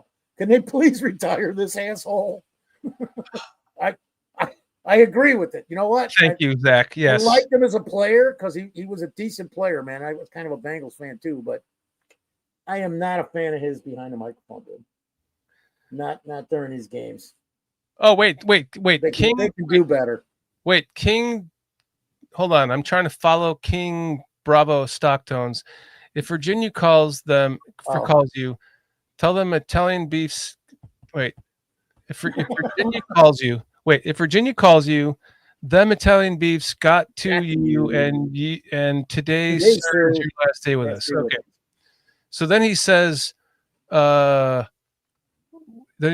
from California. I need one ASAP. Do you mean an Italian beef? Because bro, if you email me, I can fucking tell you how to make a legit Italian beef. I will send you the ingredients, everything that you need to do to make your own legitimate freaking Italian beef from Chicago, including the bread. You can order it on Amazon par baked. Email me. I'm going to put the email right here in case you guys forgot. The easiest way to make one for anybody. And if you got the money, you want to do it, you just go order a 40, 50 pound Vienna Italian beef, have it sent to you. You can get that sent to you. And then stuff it with like 3 or 4 cloves of garlic, cover it with 2.5, 3 cups of oregano, or the Italian seasoning, I should say. And then put it in a pan with like 1.5 cups of water, something you can steam bake it in. Throw it in the oven for 350 for the first thing 5 hours, man. There's many different ways you can do this. You can do it right. You can do it like you own a restaurant, but you need a meat slicer for that. Or that's true. You can do it like, small. I call it poor man style. So you can go buy like a couple of ribeyes, right, for example, and cut all the fat off of it. And then just, make your little ribeye center with no fat on it and just make your little steak. Keep all the fat. You can sear it in a pan or broil it in the oven to, crisp up all the fat and get all the fat flowing out of it. And that's the main ingredient that you need to make your Italian beef legit. Then you can just you can make your au jus from that, with a couple of simple more ingredients, garlic, oregano. I always add a bunch of green peppers and cook that in that, so it gives a little green pepper taste. Then you can go on Amazon and buy it's like 100 rolls, but they're par baked, and you can just put them in your freezer, pull one out, go to the store, get some like shaved roast beef from any fucking grocery store, add it to your au jus, go online and buy the Vienna Jardiniere or Marconi's Jardiniere. You can buy it online. It's a little expensive, but you can buy it. And then you can just, anytime you want, you just construct your own beef. In fact, I have got several kinds. I make I call it the poor man's beef. I just use Italian bread from the grocery store, and I fucking make it open face. I make it beef and the cheese. Make it open face. You make it open face. Open face. I put the beef down. I put the cheese. I put the peppers. I put the cheese. I open face, cook it on the griddle. Or you can make a sandwich. You can use a panini maker and then dip it in your au jus. It's there's plenty of ways. Email me. I'll give you advice, my friend. Shorty is the master beef manipulator. My first job was at one of these places. Like, I know how to do it. Like, I'm gonna keep talking like this because I got the mustache going. It's my fucking first job. You know what I mean? I just gave him the recipe of Sergio's beef in Rosemont. That was one of the best beefs around. The guy made millions and just closed the shop up, and he was only open like 5 days a week from like 11 to 5, lunches and dinners, and he made millions and retired. Just with that beef recipe, because I did 100 pounds every day. So I was giving him the 50-pound recipe because I never even had a pound. It's like, here, dude, here's what you do. And then everybody gets to make their own with the sweet peppers and the jardiniere. So everybody's happy. It was good stuff. I still make it that way today, but in smaller amounts. King Bravo says, you guys should make it like one day. Listen, I literally have legitimate Italian beef recipes, and I have the 100% Lou Malnati's recipe. So I thought about doing videos of that, of making each one of these for the channel. And now you're inspiring me more to do that, King Bravo. So maybe I will do that just for you, my friend, because I feel like everyone who loves this food and is from Chicago or has never been to Chicago but wants to try it, like, I can give you the legitimate, like, I'm talking down to when you make your beef sandwich, you wrap it in parchment paper and you put it in the microwave for a minute just to meld all of it together with the cheese, just like you would if you bought an Italian beef at any local place. They would wrap it in parchment paper, and you would take it home, and you would unwrap it, and it would be all melded together by that point. And then you would just eat it you would like unfold the parchment paper and just eat your beef like a fucking caveman, like we all do. Like, I'm telling you, right down to the specifics. I promise you. Specifically speaking. Yeah. You got the email? Where's the email at? You took it down?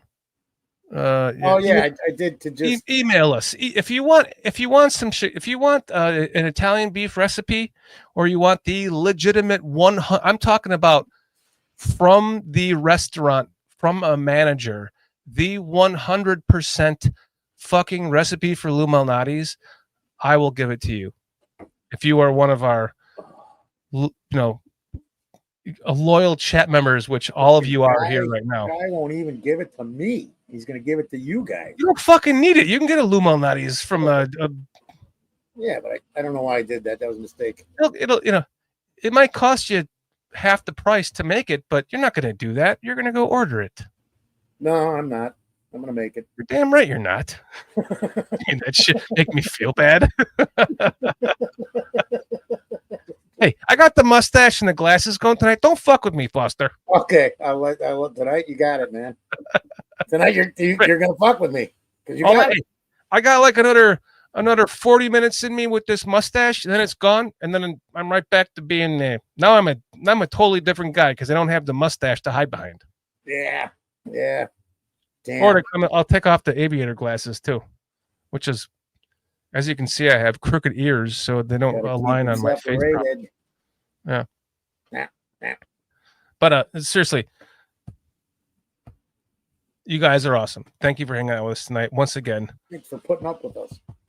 What does Midnight Hammer have to say? He's got a bunch to say, man. I was starting to go back through the chat here. Instead of taking your loss, you can try and rewrite history. Since Caleb failed to evaluate his team, everyone sucked his situation.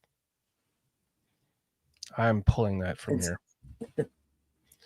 Listen, Midnight Hammer. First question is, are you a Bears fan? Caleb's situation was terrible. Well, I want to know. So was Justin. Let's just read that again. Instead of taking your loss, you can try and rewrite history. Since Caleb failed, which is, I disagree with you with that word, to elevate his team, everyone sucked. His situation was terrible. Got it. Okay, so Midnight Hammer. My question to you is, are you a Bears fan? If you are not a Bears fan, I will not even begin to expound upon this comment. If you are a Bears fan, I will try to sway your persuasion and your views on this, because I'm not going to waste my time if you're not a Bears fan. I don't have to waste my time because everyone else knows as a Bears fan. Well, anybody, I don't care what anybody thinks. You're still, if you're making a complete judgment on Caleb Williams after one season, it's ridiculous. It's just, you can't do it. It's unfair to do it. Jediah Harper. Jury is still out on Caleb, but hilarious. You're talking about rewriting history, and you somehow think Fields is good. Listen, Jediah, first off, thank you for joining us tonight. Well, I really appreciate you hanging out with us in our chat tonight. And I just want to say, Caleb did rewrite history for the Bears. He's got multiple rookie quarterback records. He's got multiple Bears all-time QB records. He's got multiple all-time NFL rookie QB records. So to sit up here and say that is absolutely ridiculous, because you're either not a Bears fan, or you're feeding off of what the national and media and local media is force feeding you, which is telling you all about the bad, but none of the good. And when you only hear one side of anyone's perspective, then what? you're only hearing one side of anyone's perspective, right? So if you don't take the good with the bad and all you want to do is think about the bad, then you know what? Go ahead. If you are a Bears fan, go ahead and take all the bad and not think about the good. I wish you well. But if you are a fucking true Bears fan and you are being force-fed the bad, but you are recognizing the good, then that's, optimism. We have had nothing like a quarterback. How many quarterbacks in the last 60 seasons have thrown for over 3,500 yards? How many? What, you said 4? You said 4, I think, earlier? I think it was 3. I think it's 3, literally. 20 touchdowns, 6 interceptions. Just go with that number. I don't even have to go any further to people. Right, and there's 4 or 5 more. Well, and then 6 comeback wins. There's 6 comeback drives. One of them was finally a win at the final game of the season. There.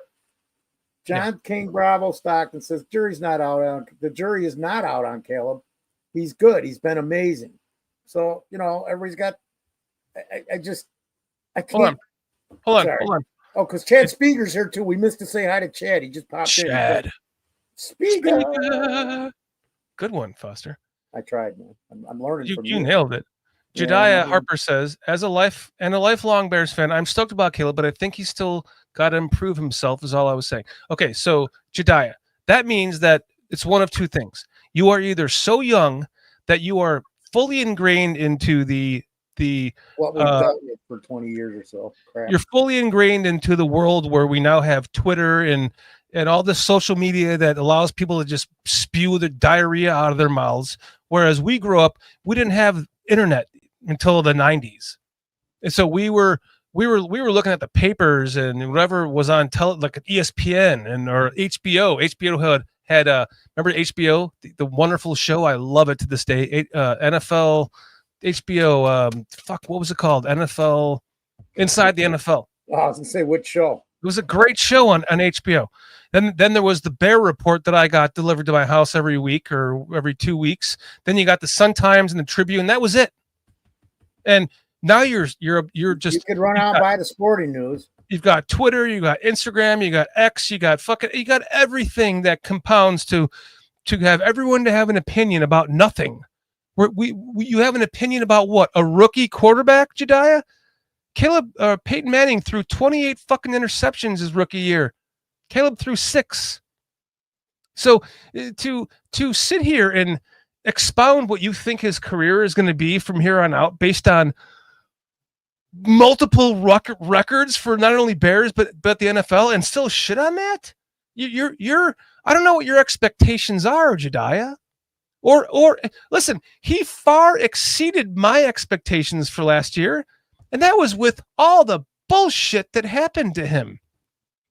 Coaches getting fired, all the coaching chaos that went on around him. And he still managed to have more passing yards, more touchdowns, less interceptions. The rookie record for interceptions thrown out or passes thrown out on interception. Bears all-time passing record. Bears all-time touchdown record for a rookie. And it goes. There's more.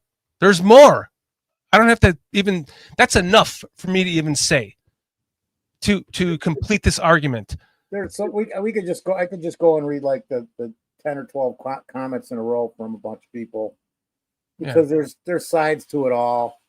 I'm not going to say anything other than, everybody's got their opinion and they can look at it the way they want, but we're not here either. And we don't want to call people names. I act like an idiot. We all do. I didn't call anyone names, but Jediah. This is all to the chat. This is all. But no, I concede, Jediah. So, thank you for saying that. I appreciate that. Thank you. Min on Hammer says, at least Jerry got 2 first-round picks for Parsons. Poles got a second-round pick for Roquan and who was 2 times All-Pro before being traded. Man, that's a good point. Dude, you could do this. I could go through years of doing the same thing with trades and all this kind of stuff. Yeah, and you can also look at when the Bears traded for Khalil Mack, he had what? 1 good season, 1 great game. I just, time answers all the questions and all the aggravations. So, Jediah, I was See what you happens. too. Or maybe I was misunderstanding too. I don't mean to Yeah, shit on you. I appreciate you hanging out with us tonight. By the way, this is not normal for me. Foster and I are about to shave our faces for a playoff beard that we're not going to shave until the team makes the playoffs. So I decided to go mustache tonight, and Foster has been shaving on the show as we go. And we're going to. Dude, I've been shaving, but I still got a beard and some hair. What happened? I'm going to get rid of the mustache by the end of the show. Foster's going to get rid of all that facial hair, and we're going to go clean shaven vagina faces for next week until we make the playoffs.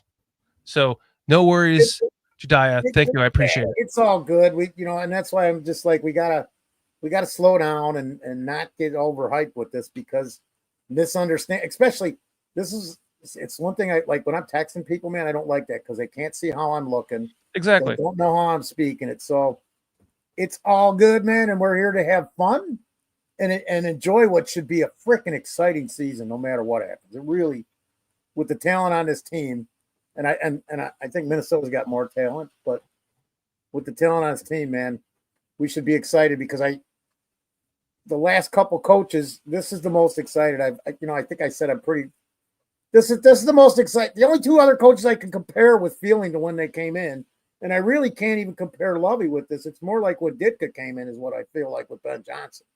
And that was great because I just knew something good was going to come out of that. And we went through a couple of rough seasons with Ditka, 82, 83. I'm just saying, man, Hey, you should be saying, you know what I'm saying? You know what I'm saying? Chad Spieger with a $5 super chat. Chad, I got to tell you, Chad's a great friend of the show.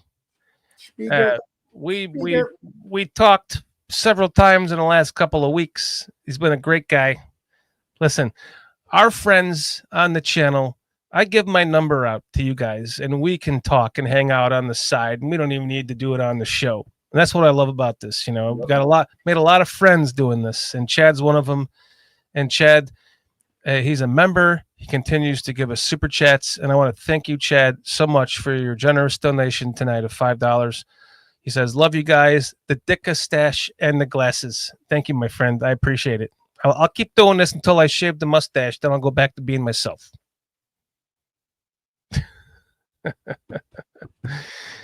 I don't know, man. We might like you as this way better, so maybe you should just stay that way. Nah, maybe I should. You gotta be you, dude. Whatever that is. Well, I don't want to shave my mustache because I'm gonna look like a ridiculous fucking idiot. I promise you. That was your fault because you agreed to it for 3 years, and now we're finally getting you to do it. Yeah, I'm gonna do it. I know you're gonna do it, but you're gonna do it. I've got like an hour to go, and I'll shave this off, and I'll look like an idiot for the next. Hopefully, it'll grow back by next week. Jedediah Harper says, "Shorty, I think we chatted in the bare minimum chat. I'm on there." Oh yes, yes, I recognize you definitely. Thank you for joining us tonight, Jediah. And I'm sorry if I came off the wrong way to you. I don't mean to be that way. I would never. We try to treat our chat with the utmost respect, and maybe we misunderstood each other. So I apologize. I'm just in this like Ditka mode right now, like this super fan mode. So I might have gotten a little over anxious because I love Caleb Williams and I'm going to support him until I gotta sell all of his rookie cards and take off the fucking tattoos off my arms. In case you haven't seen that. I have. I got a picture of it on my wall. You want to see? Just your arm. Yeah. So, yeah. No name calling, Scrollsy. Just, it's their opinion. No, we appreciate you, Jediah. No love lost. That was more of Midnight Hammers thing than the thing with Jediah. I mean, it's all good, because everybody's welcome here. Everyone is welcome. We don't. You draw the line, and we have people here that are drawn the line. Everybody else's chats, man. We do. Yeah. I mean, it takes a lot. It takes a lot to draw the line on this channel, and you know when you cross it. So just. And not saying you did not, Jediah, but everyone knows what that line is because it's very high for us. Like, it's got to be really gross for us to get rid of you on this channel. We're not fucking TT&L like, oh, you don't agree with us? Fuck off. None of that. Fucking TTNL. I'm only laughing because the last time, and this is going back a year and a half, last time I popped in there, I said something and they got on my ass. And I get on there the next week and I'm going, man, I must be losing my mind because what's his name? What doesn't even matter what his name is. He starts saying what I said a week ago, and I was like, I said, what the fuck, man? I said that exactly that last week, and you were yelling at me over YouTube. And he's like, yeah, but the rankings were different. I'm like, what do the fucking rankings matter? Now you're just jumping on the bandwagon because his rankings went up. I forgot who the player even was. They were giving him shit, and I'm like, no, you guys are wrong, blah, blah, blah. It's just my opinion, blah, blah. Let's not even go into them guys. I want to know where PJ I pull is. this up from Midnight Hammer because I was watching some of this game too. You know, we're still waiting in delay. But he said the Cowboys are doing a great job of getting the matchups they want. That's the downside of majoring in a zone alignment coverages. It's especially tough when you're not affecting the pocket. And how much effect is Carter not being in there because he spit on Dak like a dumbass? How much effect is that having on this game? You know, we got to play the Cowboys in 3 weeks. 3 weeks from now, we'll be playing the Cowboys. I can't wait. I cannot wait. So I'm just Cowboys. I'm just if their offense is doing this, even without him, because Philadelphia's pretty good. You know, they did win a Super Bowl last year. But I had the Cowboys going into this because I just felt like maybe the Eagles were going to underrate them. But whatever, it's good. It's all good, man. This is great because football is freaking back. Exactly, Chad Spieger. I can't believe the season is here. You know what it feels like to me every time the year starts. You know, like I don't know if anyone's ever done this, but if you ever been on a vacation and you're like you're waiting for your vacation to start, right? You're like, okay, I'm going for 2 weeks to wherever, or for a week to wherever, right? Or I got a 4-day trip planned. Fuck work, right? Yep. And then you're like looking forward to it, and then as I've done this to myself, probably because I overthink things too much. Not you. No, not me. As my vacation is beginning, I'm thinking, fuck, this is going to be over in like 4 days. All of a sudden, I'm going to be back to work. And I'm going to be thinking about my vacation that has come and gone. And that seems to be like what every single NFL season is. It's like we all get so excited. It's like, it's here. Season's over. Now we're doing the draft. It's like, it's, but like Major League Baseball, dude, it's so painful because if you're from Chicago, either you're a Sox fan or a Cubs fan and you're out of it after fucking 15 games and you're like, what am I going to do for the other 110 whatever games left? Like football just happens so quickly because it's so much short. It's 1/3 the time of baseball that it's just like, it's over before it seems like it just begins and it's over. And then we're doing this all over again. And so that's why it's so important to just these moments right now when we're all 0-0, we're all undefeated. These are the moments for all of us to just, this is why we get so jacked, because then everything starts to slowly fall apart or not, right? And then you get better or you get worse incrementally. And then all of a sudden you're like either in the playoffs or you're like sitting there going to 2 games in a row last year, like Jason UK Bears that I went to when he came in from fucking Europe and watched 2 losses at the end of the season. I mean, that's brutal. It sucks when you're talking draft in the middle of the season. Yeah, you're like, but it is what it is, man. Yeah, we all love it and we all enjoy it. It's a love-hate thing sometimes for Bears fans. Yeah, but we're still here every week. You got everybody in chat, and we're sitting here every week, no matter what. So, Antma's got it right. Football is a fickle bitch, and I know what those are. I know what those are, Antmas. And you got it right too, Foster. We are here every week. Yep. That's what makes us Bears shine, Bears rain. We're here.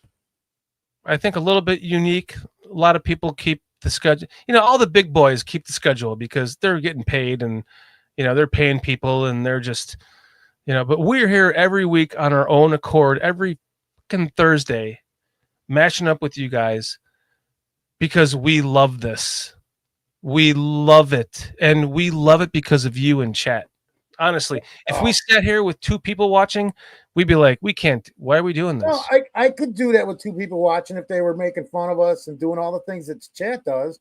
Oh yeah, 2 people making fun of us would be fun. That would, dude, we could do it all night long because it. Yeah. You know, We'd just be going back. We're blessed. Like, yeah, you're right. I do look like a 34. We got like 30, 40, 50 people talking at us like that all the time, and we love it. We love it. But if it was just 2 of us, we'd be like, yeah, you're right. I do look like a porn star. I appreciate it. Thank you very much. Instead of talking to chat, we just bring the 2 on the show and have the show that way, and then the way blah blah. 4-star Chicago Sports says, I don't know if this is Dustin or Brandon, but either one of you, love you guys. Yeah, thank you. I appreciate that. And what time you guys start your show tonight? Because they do a show on Thursday night, you know. They do a show after us, and we try to redirect our chat to their live chat so that they can get our views because we love their channel. We support them. They're kind of an extension, but they got more intelligence. You are correct about that. It's always Dustin, man. It's always Dustin when we see the 4-star Chicago Sports. Fucking Dustin knows his shit. I know that much. You're going to have to tell us again next week when we ask. Yeah. Who is this? Dustin or Brandon? It's going to happen. He's like, don't you know by now? I'm Dustin. 11:30. 11:30. That's 11:30 Central Time, I believe, correct? Yeah, so that'd be an hour and a half from now. Hopefully we get PJ on the show. We're basically sitting around waiting for PJ because he said we'd be on here at a half an hour ago. So what do we do until PJ gets here? I texted him. I said, "Are you going to join? What are you joining us tonight?" Very good. Thank you, Dustin. No, I we appreciate it, man. Dustin, you're going on in a half an hour? No, I think it's. Oh wait, is it 10:30 Central, 11:30 Eastern? The mustache is giving you a pretty strong Chicago accent. I'm telling you. Hey, dude, somehow him having a mustache and me losing a beard is giving me one too. Hey, look, not only that, but it's giving me this posture. Look, I'm talking like this the whole time. Yep. I'm doing one of these things. You got to be on Saturday Night Live with that stuff. I should do this more often. This 11:30 Central, guys. This is fun. Stars. So if you're up and you want more Bears content, you know where to go. They're on YouTube every Thursday night at 11:30 Central. They should probably make we need a commercial for them or something. Don't we do that with everybody else?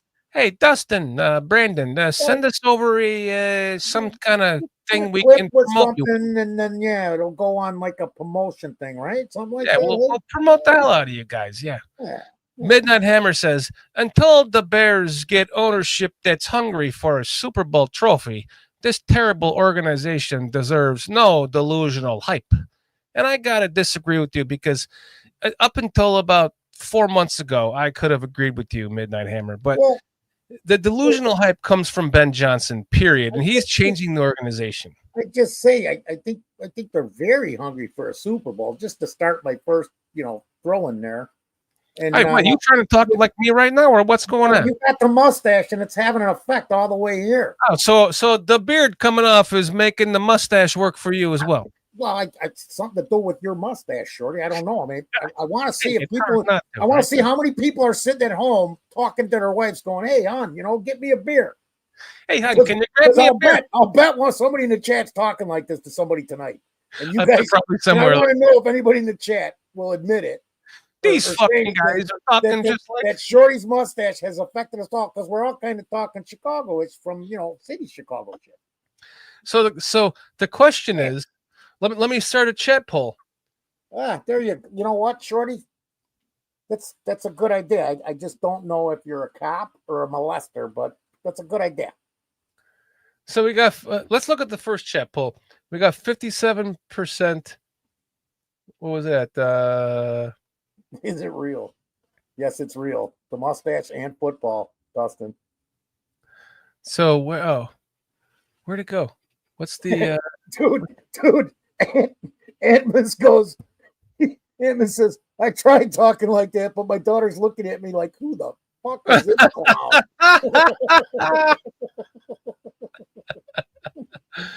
And Jedediah goes, what are you talking about? I always talk like this. What are you talking about? What do you mean? I'm joking, Jedediah, but that's a good line, dude. Foster, Well, can you talk to Chad for a minute while I go take another leak? just get the fuck out of here, dude. I'm Oh, sick of let this me just fuck off while I take a quick. Just get the fuck out. Sick of his crap. The guy's got to go to the bathroom again. I get scrolls. You know what I got? Wait, why is it doing this? Okay. Sorry, I had to adjust this. So Scroll says, so he can call Virginia's organization terrible, but we can't call him an idiot. Yeah, see, I'm wrong. You can. You can. I just like to not, no, that's that. You're right. You could do that. I'm thinking wrong because I always try to not get too personal when I make an argument. And maybe I'm thinking off because I'm like I had a couple people that were like heavy set or certain things about their characteristics. And when I was younger, I would say, you fat, lazy, good, no good fuck. And a guy pulled me aside. I was probably 26, 28. And one of the managers pulled me aside. He goes, dude, to call him a lazy fuck is fine. But don't sit here and say the guy's fat and this and that. Because just because of his situation with whatever the problem was with the overweightness, that has nothing to do with his performance at work. So I apologize to you. You can't call him an idiot. I'm an idiot sometimes. Well, we won't. I don't want to discuss that because I get called an idiot like 3 times a day. And usually it's my brother doing it. But, and Jedediah, you hit it right on the head. Everyone is an idiot unless you know everything to a point. What else we got here? What's going on out there? Let's see what I didn't even read this, so I'm going to just read it live. Zach Sullivan. Shorty runs this show like Poles Cuts guys, just up and goes to take a shit at the drop of the hat. Okay, Scrolls. Okay, he's an idiot. There you go. Steve Rogers. What's up, Stever? Shorty's like shaking the ditka, or he's dropping the Browns off at the Super Bowl. I got to save that one for when he gets back. You're going to love that. What do we got? I thought that game was going to be starting up again. They said 10 o'clock. It's 10:05. All right, so let's do this. I don't think we've done this. Let's take some questions, man. Questions, and my question still was, and I don't think we did a thing on it. With the injury situation with Edwards now defensively and the running back room, I got a feeling those guys, the running backs are going to be healthy. I think they're holding them out. So what I wanted to do was say, oh, wow, Patty said now it says 11:15 Eastern, which is another 10 minutes. They just keep extending it, Patty. Anybody else got concerns with the running room? I literally thought last week when we were on the show, I was like, these guys are going to be ready to go. Everybody be healthy. But I'm just wondering if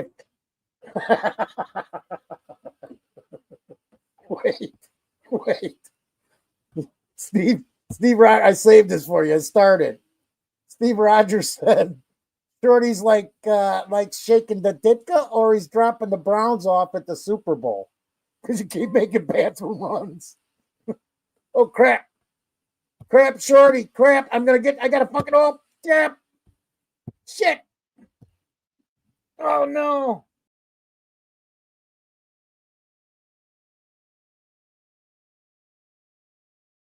Excuse me, what just happened? That was odd. Hello, Foster. Okay. That was concerning. Yeah. Very concerning. Let me just make sure he's okay.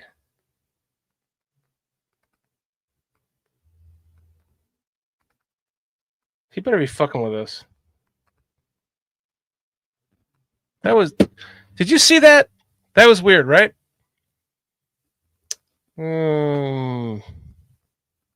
That was very strange. I hope he's okay. Foster, please be okay. Please be okay. Please don't fuck with me. Please don't fuck with me. Especially because I don't want to shave my mustache without him. All right. Well, I guess I'm just talking to you guys right now. Oh, battery went out. Had razor plugged in. Oh, thank God. You scared the shit out of me, dude. You look like you were having a fucking heart attack or some shit. No, the thing lit up because I pulled the plug on the laptop to plug in the razor, and I wasn't watching the battery plug. You were like, oh, and then you just like faded out, you fucker. Shave that shit off right now, you asshole. And get your razor ready. Well, what's going on here? Wait a minute. You better have a razor ready. God, you scared the shit out of me, bro. Fuck, dude. Don't ever do that again. Well, yes, he's shaving it live. He's gonna. So I'm shaving my mustache live too, bro. We're doing that. We're doing it live. I shaved everything else down to a mustache just so I could talk like, just to give me an excuse to talk like this tonight the whole time. But soon this is gonna come off. It's gonna happen again. Something's going on here, dude. Something ain't right. It better not be with your heart. No, that's fine, dude. It's the computer. It took a charge and now it won't freaking charge. I got it plugged in. Did you plug the right thing? Are you having the same technical difficulties that I had before the show where I plugged in the wrong thing? No, I just checked that twice because I'm like, there's 3 cords sitting here. It's plugged in. It's what I had the razor plugged in. You heard the razor working? Yeah, it was working. So I got a little charge. I'm going to check this again because now it's going to do it again. That's working. Why? What the hell? Oh, you're just trying to get out of shaving your beard, aren't you? You're trying to get me back, aren't you? Dude, I got to go get a razor because this is shaved all the way down. That's why I was freaking out. I got a beard under the beard. That doesn't look like it's shaved all the way down. It's as far as that thing's going. It usually goes farther. I got to try it again. But now, oh crap, man! Why is this thing not working? What brand are you smoking? Joe Camel is one of my idols. He smokes the cheapest cigarettes you can buy, Jediah. Not even a brand you even know of. It's like Smockle. Oh, you ever smoked the Smockle longs? They're amazing. What the fuck, man? You just come unprepared, Foster. You just fuck up the whole show with your unpreparedness. Did you leave it in your coffin? No, I'm freaking out, dude.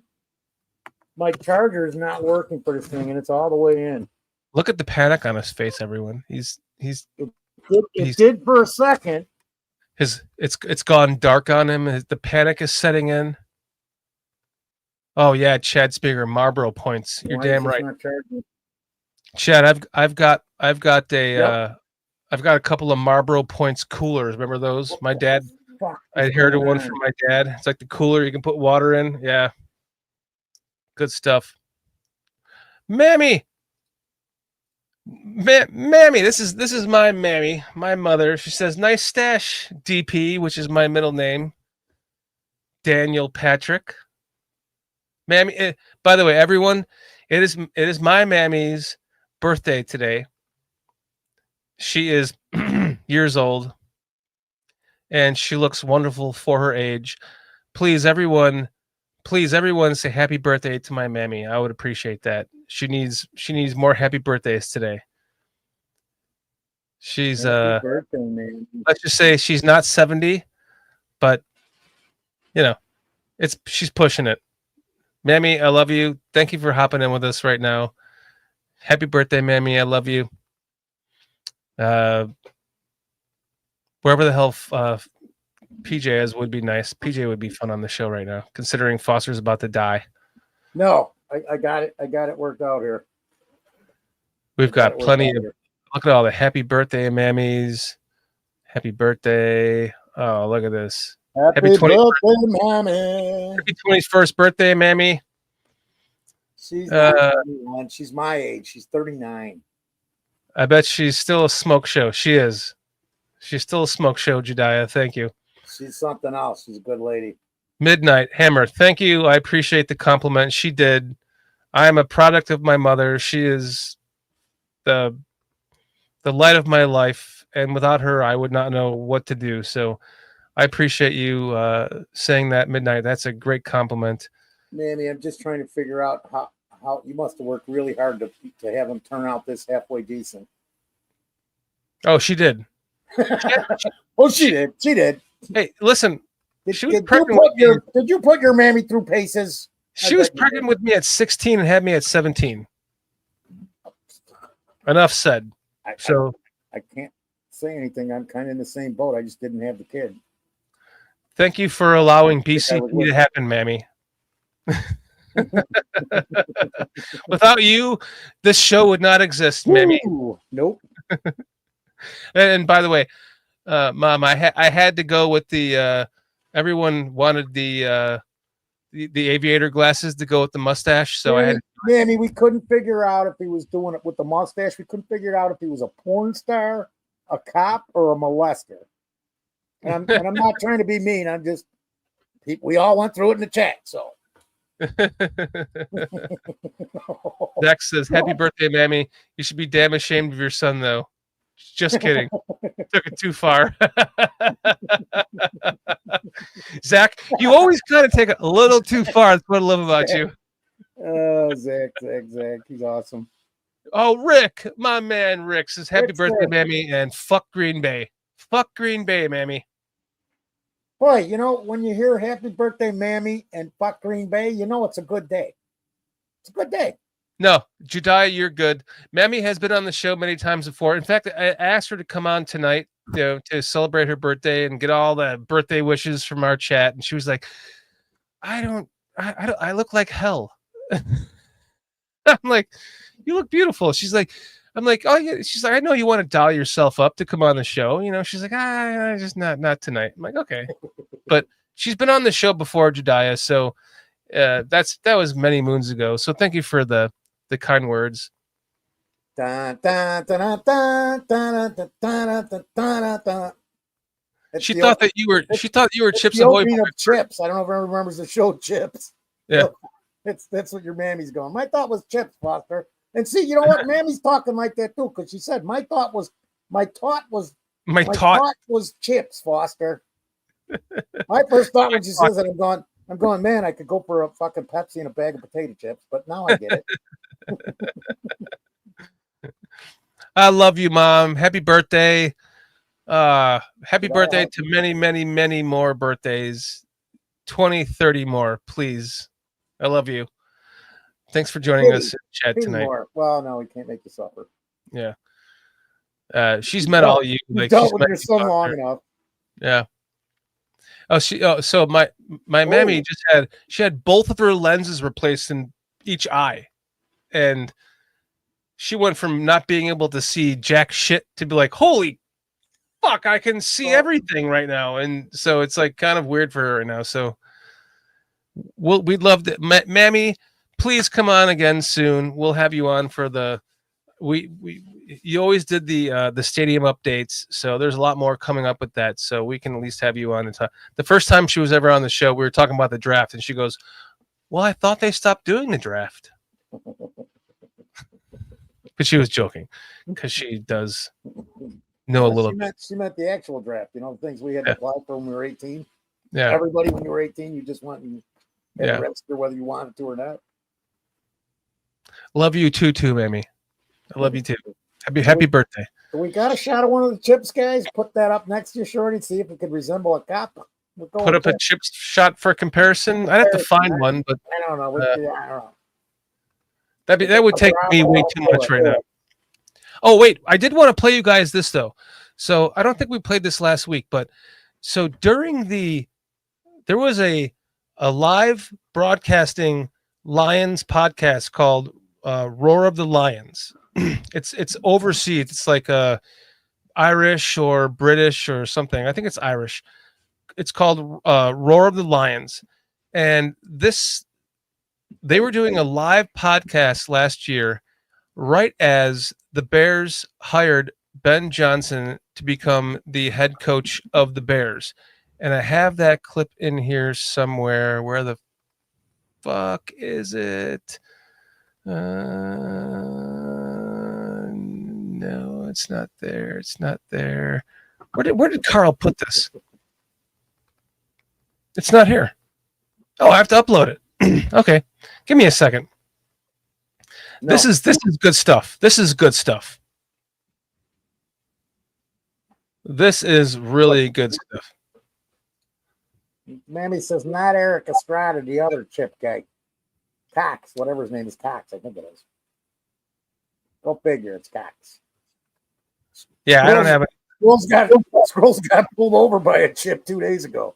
Ah, really? Was it Never Shorty? had that. Was he out there? Never had that happen to me in my life before.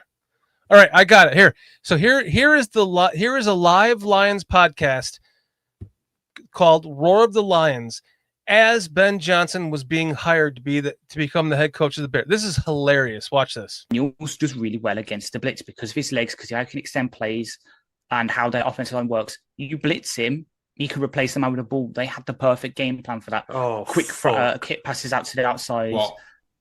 Ben's going to Chicago. It's official. Fuck off!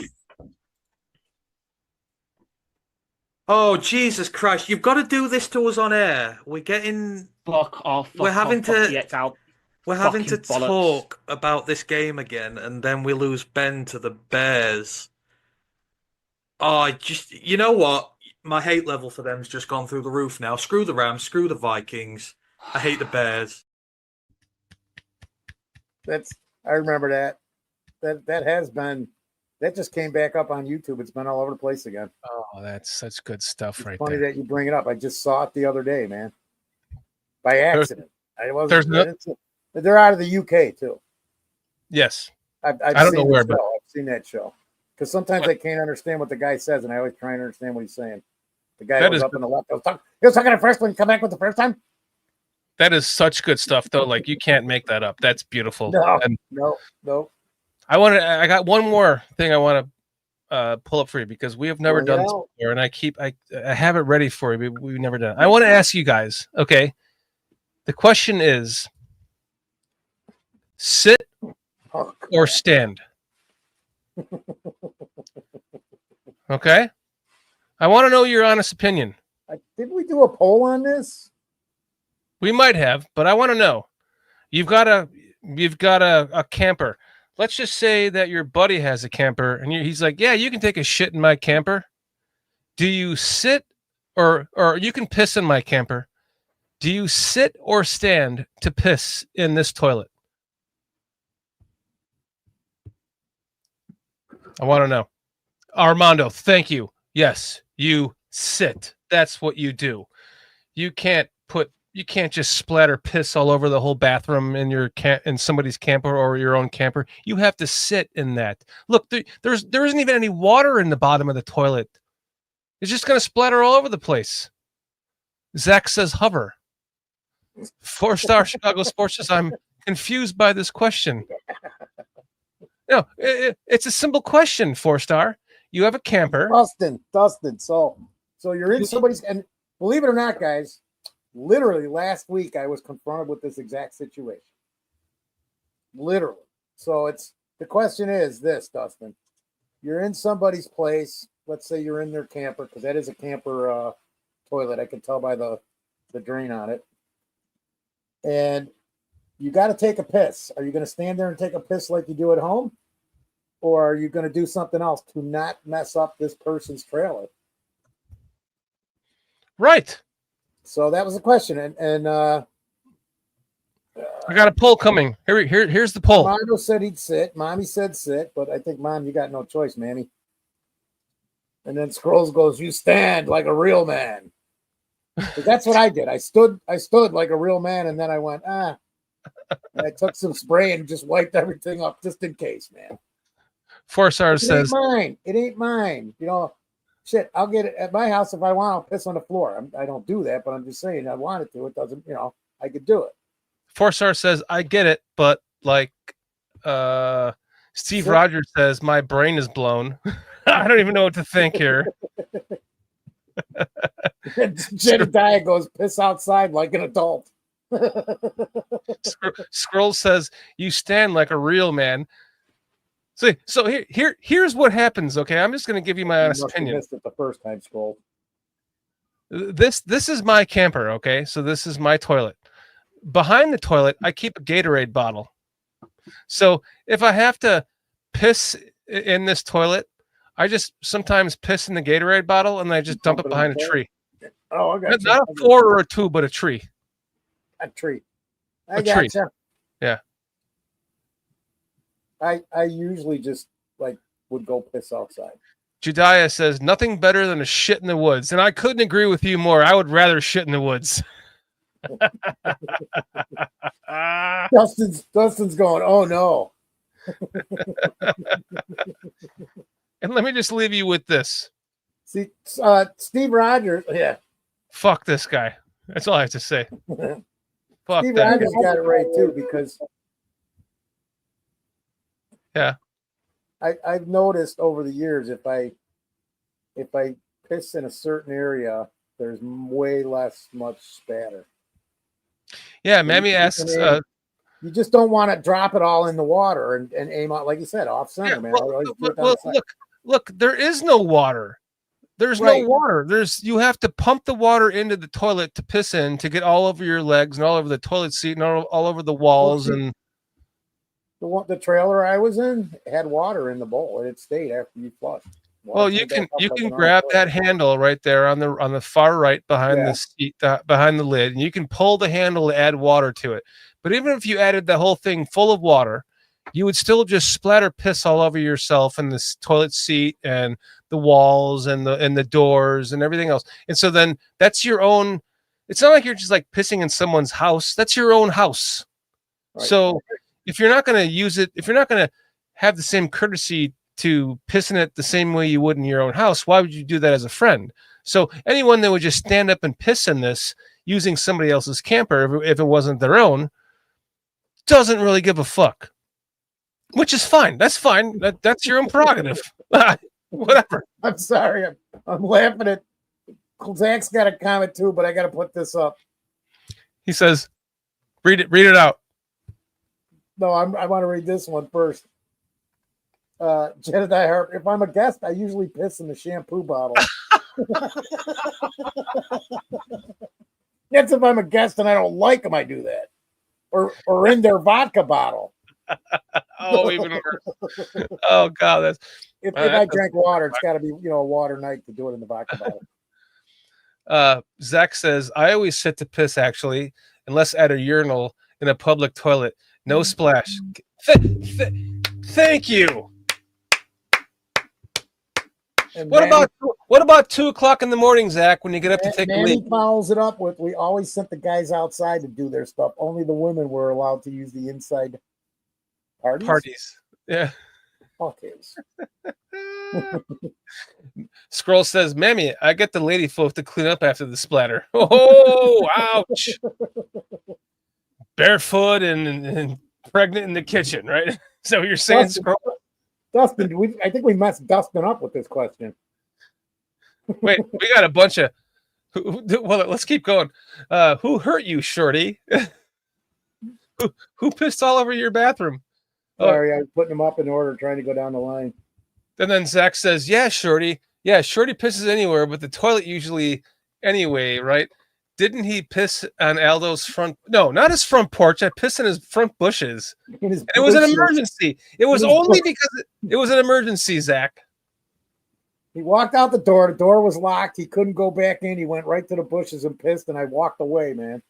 I got. I know you couldn't. You were gonna pee all over the place if you didn't. We both left Aldo's house. We got into your car. I was like, oh my God, I gotta pee. I walked up to his door to go back in. It was locked. By then, I was like, "Oh my god, I'm pissing down my leg." That's what it was. Yeah. So I just went over to his bushes and just started pissing in his bushes because I could either I was going to piss all over myself or piss in his bushes. So I had to piss in his bushes. So it was a total mistake. I had to steam clean the car seat the next day. PJ, get your ass in here. PJ, We're waiting for you. We are waiting for you, PJ. This show would have been done an hour ago if it wasn't for you. Jediah says, I piss in a mailbox before. I don't drink much nowadays. Wait, where's the other one? Oh, here, Armando Lara Jr. Funny story. I was in Mexico at a ranch with an outhouse, but the outhouse was overrun with rattlesnakes. Oh shit. What do the outhouse W's mean? Outhouse W's overrun with rattlesnakes. I think it's supposed to be was overrun with rattlesnakes. Oh, was overrun, yeah. Chad says, great show tonight. Thank you, Chad. Steve, wait. Dustin said, I sit down in urinals too. I was going out with this chick and she broke up with me at this restaurant. And I was so distraught. Oh my God, I got another. I went into the bathroom and I tried to drown myself. But fortunately, the urinal cake saved my life. I fucked that joke up. I got another pull. Scroll says, I can tell Zach's a sitter. Oh, this is the good pull. Hey, Peach, I shaved my beard off, and I found out there's another beard underneath it. Either that or it grew in an hour again. I'll come back on next week, man. I'll come on back next week, and you guys wait, didn't you shave last week? That'll be in about 3 weeks, dude. It'll be like, didn't he just shave? No. Can't tell. All right. We got another chat poll going for you guys. Do you guys wipe from the front or from the behind? We're testing you all right now. We're putting you guys to the test. Do you lift your balls and wipe from the front, or do you wipe from the behind? Patty, if you're listening, this question does not apply to you. Hey, PJ, if you're driving, don't look at the screen, dude. If you're in Walmart, turn off the phone. Driving. I'm like, don't look at the screen. You can see it later if you make it. My mammy says, hey, Foster, I thought you were supposed to shave. Did you not sit here? I'm talking to your son, Shorty. You saw me shave it off, right? Yeah. My mammy, he had a full beard. He was shaving that with an electric razor as the show was going. He was making it all like, this thing. Yeah, I had it all the way down, and I'm like, that's why I said, there's a beard under my beard. Bro, you're gonna have a hard time shaving that with a razor. You better keep working on that with that tool in your right hand. I'm gonna have to go get in front of a mirror and get the other one out. It's smaller and shorter, and take it all the way down, and then shave with a razor. That'll take me like 2 days to do all that. So wait, you're not doing it on the show? I'm not going to get a razor and shave this. No, you absolutely. You are. I'm waiting for you. You haven't done anything, man. You just came on like that. Dude, I got my razor. I got my razor right now. I got it ready for this. Okay. All right. You ready? Yeah. I'll do it when you do it. I've been doing it for 20. I'm presently doing it with you. Let's do it. Sissy boy. Come on, go. Sissy boy. I gotta hold his hand because he doesn't break to shave his porn cop predator mustache. You can shave that fucking vagina balder than that. Come on. I can't because if I plug this back in, I don't have another cord. If I plug this back in, I'm going off the air. Let me get some charge up on this, man. You go first. That's the poll, Dustin says. That's the poll? Yeah. Do you wipe from the front or from the behind? Which way do you go? I'm curious to know. I just want to know. We got 11 votes. I'm going to keep this going for a little bit. Absolutely, Jedediah. I spent some time in Southern Illinois and the water moccasins. I've seen them like coming after me, man. It's crazy. They're crazy. Oh yeah, water moccasins. Oh, Yeah. They want to kill you, dude. I you out of their lives. Dude, I was in a river and they came in the river after my boat. Yep. I'm like, what? That's not a snake. Sure enough, I'm going, what the hell? That's why I carry I'm I'm not going swimming down here anymore. I'm just not. I carry. I'll go in somebody's pool, but not in the lake. I carry my 22 handgun with me when I'm fishing on the lakes around here because I've heard stories about that from other fishermen. Like you go over there by the bridge, they start attacking your boat. I had to like swat them off with my fucking paddle. I was like, nope, not doing that. Bing, bing, bing, bing, bing, bing, bing, bing, bing. If I have to. Bing, bing, bing, bing, bing, bing, bing, bing, bing, bing, bing. Fuck you. Here, Peach, this is for you. I was in the deepest, darkest jungles of Cairo, Illinois, hunting the water moccasins when I was surrounded by 3 Egyptians from Cairo, Illinois. Peach, are you going to join us tonight, or should we just end this without you? Because we're waiting for your ass. He's purposely driving around away from his house so he'll come on at like 10:45 and say, "Oh yeah, another 2 hours, guys." Hey, what'd you guys talk about? You want to talk about the Bears? Like we're here talking about the Bears. Let's talk about the Bears for 3 more hours. No, it's not a fucking 6-hour show, PJ. Come on, I didn't hear you guys talk about this, and this. And I'm like, oh well, that's another 3 hours. Jediah says, "I'm in Oklahoma, the little Australia of the U.S." Yeah, kind of is. We got the 3 most venomous snakes. Oops. Go ahead. I lost that. Where you had? I don't know where you got that. We got the 3 most venomous snakes and spiders, tarantula, and the most lethal scorpions and lizards in the U.S. and 3-foot-long centipedes. I'm near Atlanta, so I have, copperheads, cottonmouth. I have brown recluse, rattlesnakes. What's the other one? The black widows. Like, dude. I hear you, man. It's you got to be careful wherever you walk in your yard, dude. Right? When brown recluse and black widows are everywhere. My sister got impregnated in her face by a brown recluse with eggs, and they had to. Oh God, terrible. Did she raise any of them? No. How many did she give up for abortion? They took everything out and they cauterized her face. Oh, I don't know what the hell. Mammy, I did shave it on the lowest setting. This thing is like steel wool. How the hell is that possible? Happens every time, man. All right. Where's PJ? The other one. PJ, where are you at? The other one. Let me see what my. Oh, 3 minutes. He'll be here in 3 minutes. You know what? By the time he gets here, I should be able to unplug this and see if I can make this thing go a little more. Patty says, Mr. Shorty and Jed, keep that all to you guys. What you talking about, Patty? Scroll says, Officer Shorty, did someone call in about a lonely housewife missing some underwear?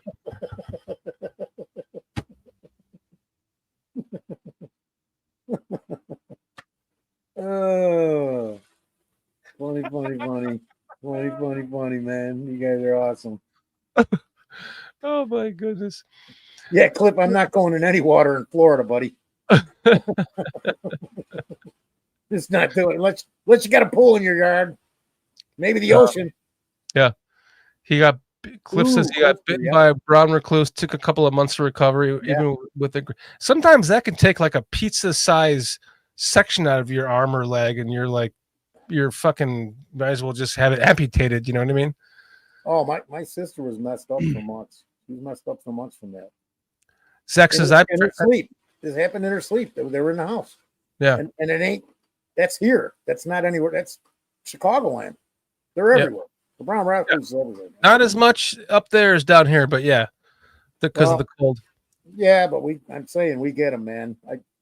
I don't know how many I've taken out in buildings. old buildings and stuff that I've worked on that were just, nobody was there for a long time. They get around. Not my liking either. Zach says I've transitioned to keeping ketchup and mustard in the cupboard instead of the fridge. 3 months, no ill effects. Cold ketchup sucks. Huh, interesting. I guess it doesn't really matter, right? It's kind of like Jardiniere. You can keep it in the fridge or in the freezer or in the fridge or the cupboard. Suburb, Patty said, what?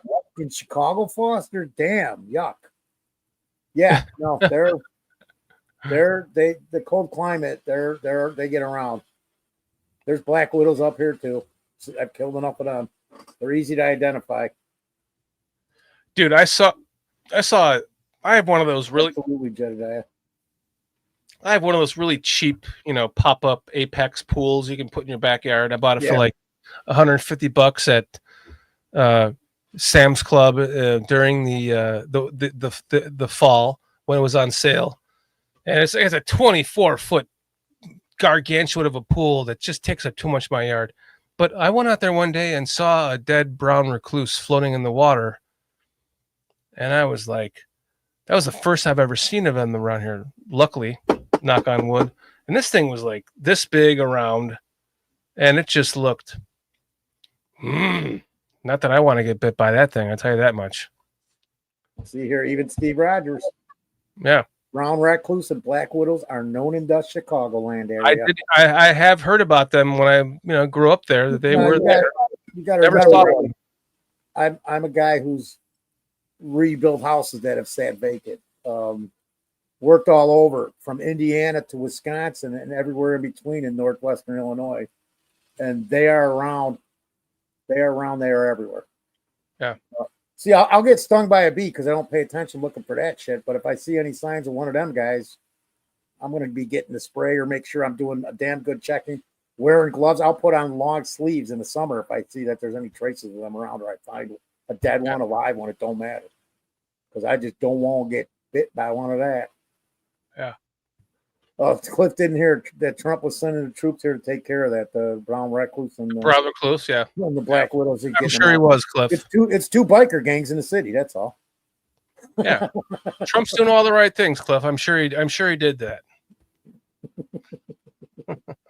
That's your mammy answering him back. Where the hell is PJ? Oh, I'm sorry. Mustache Said, wait a minute. I messed up. I totally messed up. I read that wrong. So Cliff said, how are the Chicago Rats lately? And then Mammy said, Cliff, didn't you hear that Trump was sending the troops here to take care of that? Oh yeah. So I messed it up. I hope the troop comes. Trump cares about the Chicago rat problem. Yeah. It's a mess. Jediah says, "Yep, got family in Illinois, and they are up there too. The snakes too. No snakes. No, there's no snakes in Illinois. You have to be worried about. Like, well, no, that's not true. There's maybe not snakes in northern Illinois, but you go central and south, dude. There are cottonmouths. There's a few snakes you got to be careful of if you get. And I don't even know. I'm waiting to see a cottonmouth up here because I've heard of them in southern Wisconsin. So if they've made it to southern Wisconsin. P.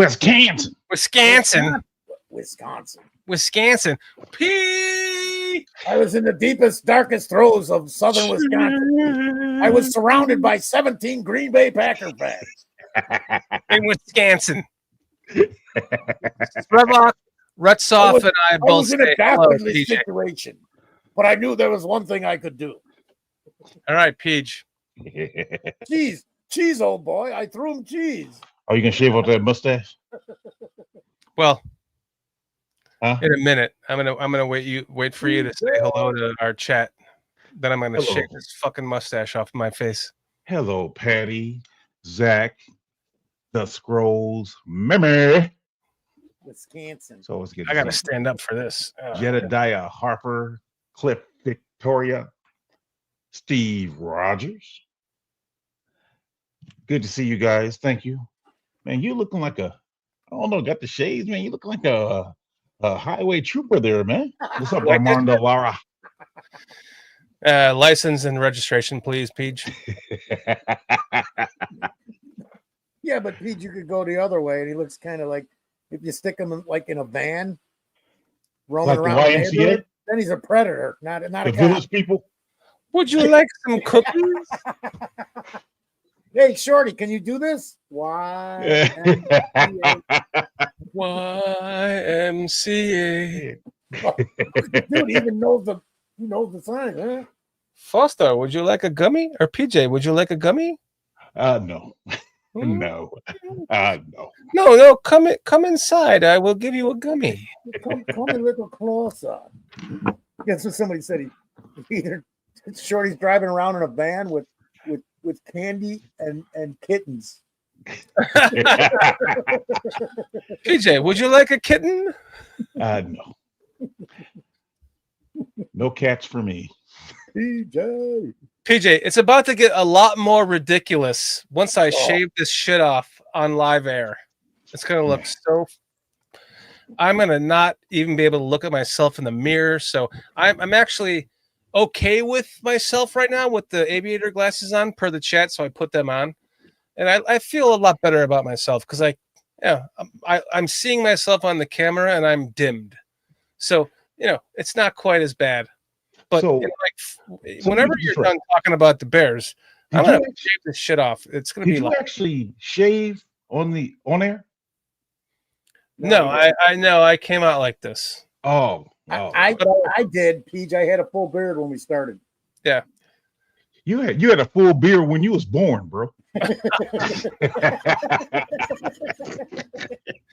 He came out with a beard and he was bald headed, and his mom was like, "What the fuck?" No, I had the beard I have now, and I had like 8 inches of hair because my mom had heartburn for like 8 months. Jeez. Came out with the blonde hair and the mustache, going, "Let's party, baby. Where's the women?" That's probably because you were shitting in her womb.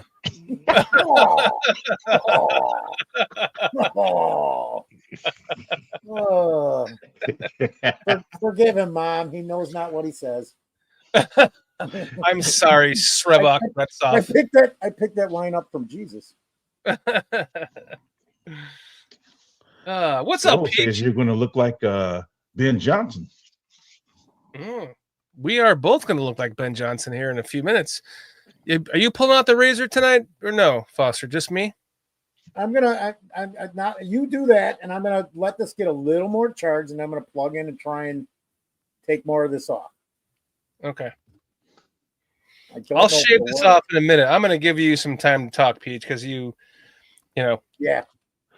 No, you guys go ahead, man. I mean, I'm kind of wore out. I had a long day, as you can guess. But then let me ask you this. Let me ask you one question, Peach, because I don't know if you caught the injury report, the Thursday injury report for the Bears. So now we've got TJ Edwards is injured. And was it Roshan and Monange that did not practice again today? That's enough of that guy. Anything else he didn't know? Good. That's good to know. Let's talk positive stuff. Oh, you ruined my day with all that. Man. Steve Rogers says Foster hasn't pulled out since the 60s, the 1860s. Come on, man. I used a lambskin condom. No. A little rough, but gotta do what you gotta do. You mean a lamb organ condom, like a lamb intestine condom? Yeah. Thank you. But it had real lamb hair on it too. That's why it was a little rough. A little woolly. Jedediah Harper says, "No, that was just a lamb. I didn't use the lamb. I just was doing a lamb. That's what he meant." All right, we're about to. He didn't use lamb intestines. That was just a lamb. Period. We're about to end this poll. I'm rolling. I love it, Jedediah. Get your votes in. We got 14 votes. That's who it was. Roshan didn't practice.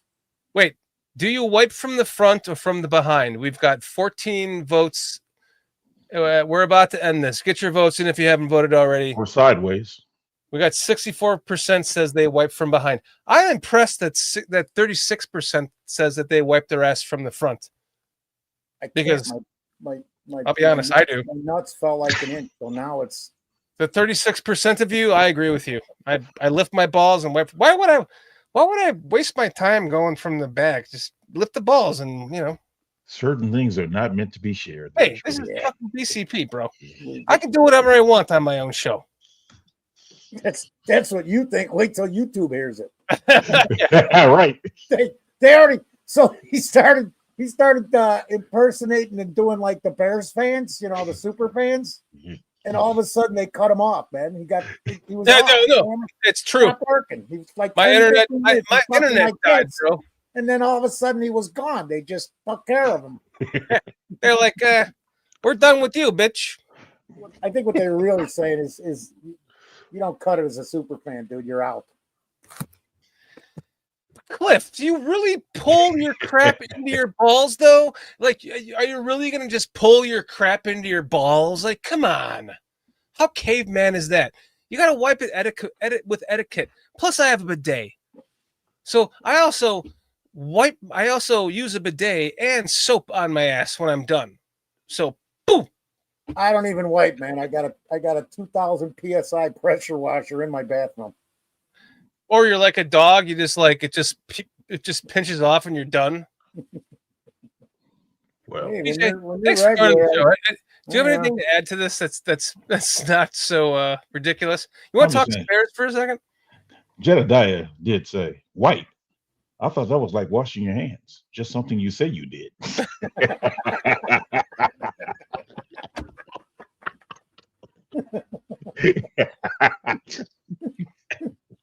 You don't really do that, do you?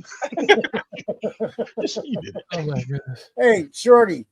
Scroll says it's a two-pronged wipe, Shorty. You start at the back and finish from the front. I love your answers. Cliff really wants to see the Hitler mustache, man. He's telling you to go viral. Oh, you want me to do it, shave it and do a Hitler really quick? I'm not gonna do that. Fuck Hitler. It's coming off. I'll do an opposite Hitler. I was literally going to say I tried to once, but he just was not understanding that, and that fucked him up. All right, I got to get rid of these because this is too dark. Oh my god, I can't see. Cliff. I wash my butt afterwards. It takes a minute, and I'm always fresh and clean and ready for those special moments.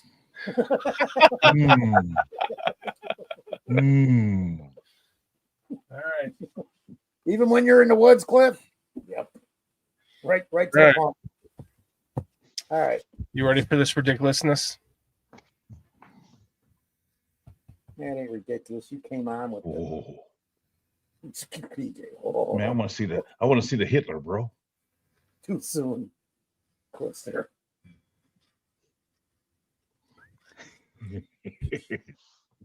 No, you can't even see it. They have ways of making you talk, Mr. Sharpie. Very incredible, very incredible, and very ingenuitive ways. None of this. PJ, all right. Did you ever find your flamethrower, PJ? Nah. All right, there we go. Look. Ooh. Yeah, it's brutal, isn't it? It's all right. Ooh. My wife's not going to recognize me tomorrow. Take off your hat and your glasses and shit. We won't even know who you are.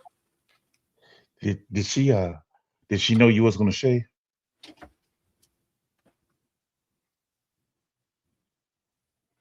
Hold on. Who is this guy? I don't know, but now he's looking like a football coach almost with the headset on and everything. God, my hair's all fucked up from my hat. Look, I can't.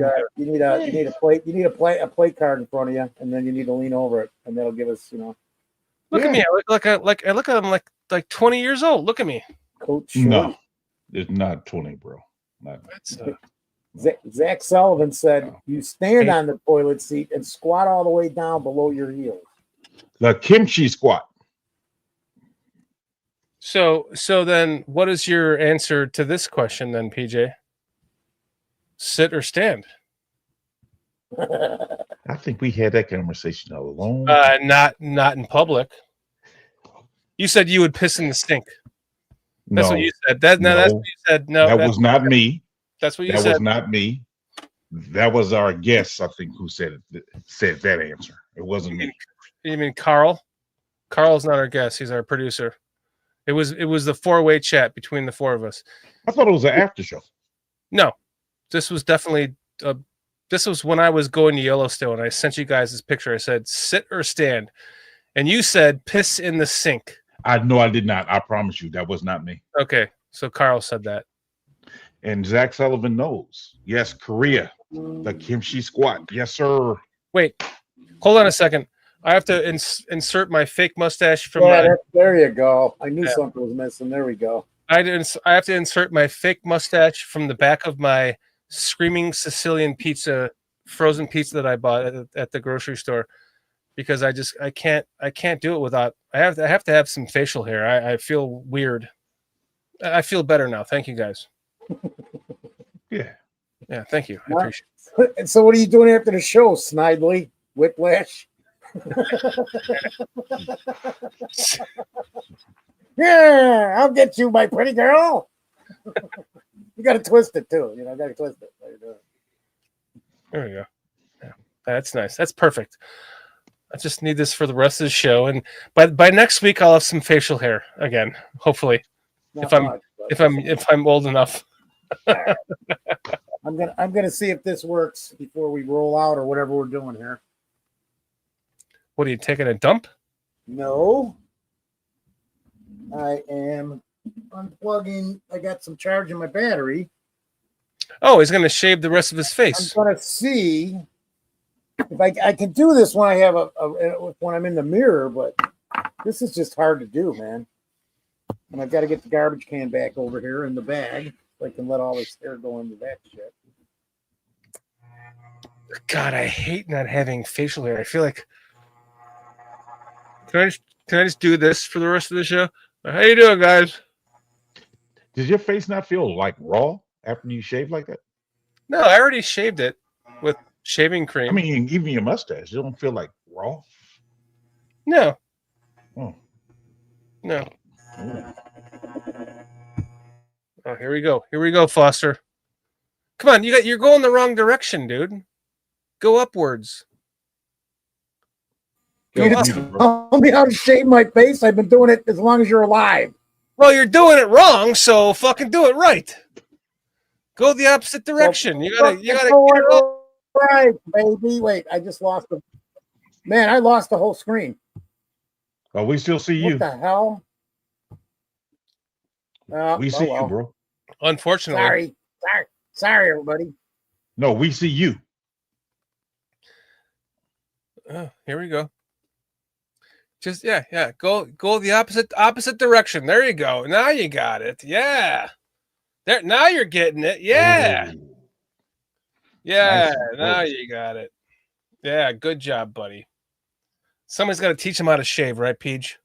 Yeah. Yep. Wrong direction. You got to go up. Hey. Remember when I hopped on a couple years ago and you went, "Holy shit! Look at that, Peach! A clean shaved vagina." Yeah, I remember that a couple times in the last few centuries.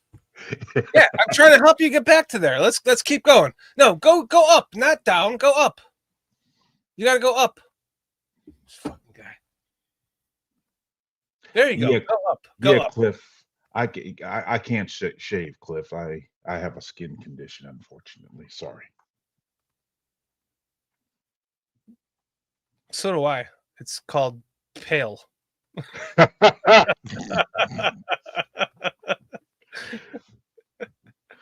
Look at me. Look at me. I am not going to finish this because I feel like I'm naked up here. All over my computer was a freaking egg. This time it's hair.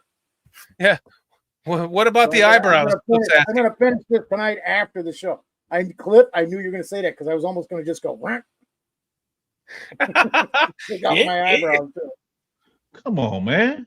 You already got that part. Go ahead and finish, Foster. Get that shit over with, man. I can't. Pull out the razor. I need a mirror to see what I'm doing because I can't see and it hurts. I'm cutting my skin. I'm not doing it. Oh, well, yeah. If he's cutting the skin, yeah. Well, Pete, you talk to him for a minute. I'm going to go grab my razor. Good night, everybody. What are you gonna do? He's Now he's gonna get his razor for you. He's gonna put the cream on and shave now. Watch. Oh wow! Okay. But that's good because it'll make up for the last 2 years of not doing it. I haven't used a razor on my face since 1986, and my face bumped up so bad. My drill sergeant was like, "Bro, go see the medic and get your face taken care of because I had bumps everywhere." Yeah. Mammy, Yeah. I know it's a trimmer, but I just I've been doing the same thing with my face for 40 something years. So Now, I used to shave like you did. I used to shave with clippers like that. Yeah. But even with that still irritated my Yeah. skin, so I had to even stop doing that. So I don't even. what I always do is I'll I trim it take down. those because this thing's so coarse and it grows so fast. So I could take those, but if I got them in front of a mirror, I could keep it, relatively clean. Right. But I can never get it clean. Clean Even shaven? when I originally had a real nice Norelco I went out and got. Yeah. And even that, a lot of times I'd have to go back and touch up with the razor because I'd be using it too much and it would start hurting my face because it's not pulling all the hair out. Yeah. I'm half Italian, Pete, and that's how the day goes. That's how we roll. We got hair. This is what it is. Well, I know, like most Black people that I know, we have the problem with the ingrown hairs. What it is, the hair start coming out and then it start curling back under. And I've had them. So what I found out that helps scrolls is if you like put alcohol on it as soon as you're done, like even like when I have my barber, he'll like trim me up to where he has to like cut some of this down here. I put the alcohol on it right after, and I don't bump up as much. So it does really help putting alcohol on. But yeah, I haven't used a razor, a true razor, since 1986. You know what I was doing a lot was I was literally putting Noxzema on before I shaved and letting it sit on my skin. Yes, And I was getting better results with that. It felt good, but it still bumped me up because of the when it started growing back, it just started bumping me up. Yeah. But now it's like I said, PJ. Freshly shaved vagina. And sometimes I will shave and then I will even wait because I know it's going to burn and hurt, and I'll wait. People are like, "Oh, you missed a couple spots," and I'm like, "Yeah, I know, but my face hurts, so I don't really care what I look like. I'm with 3 guys working. I don't care." I even used to try to use what was that, Nair or something like that. That cream that you put in your face. The hair removal Yeah. stuff. Yeah. I tried that, and if you don't get that like right at the right time, because it starts burning a little bit, then you got to like scrape it off.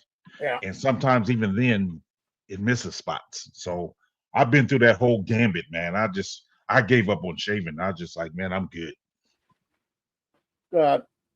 Cliff said blonde hair is not good for growing impressive beards. I was a blonde, Cliff.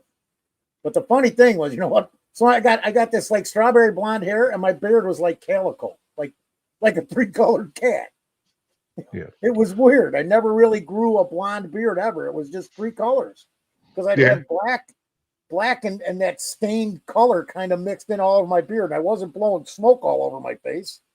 Just weird. So that's like all my pictures when I'm younger, I'm clean shaven. I got long hair and no facial hair. So I was about 30. To answer Mammy's, and tons of beard.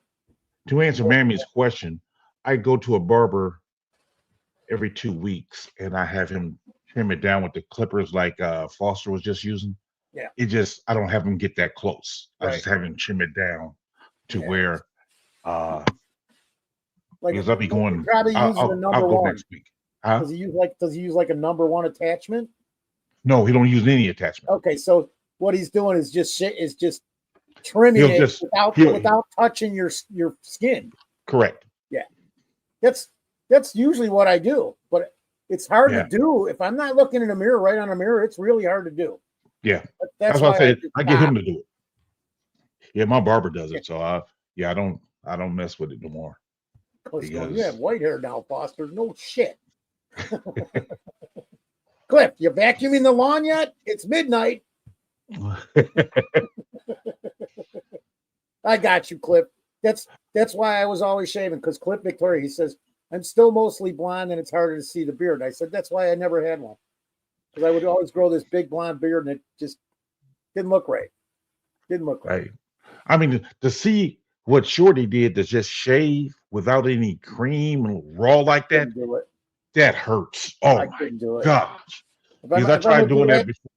Drill sergeant made me stop. He was like, "Man, just stop." If I'm going to do that, PJ, I might as well sit there with the tweezer and pluck every hair out.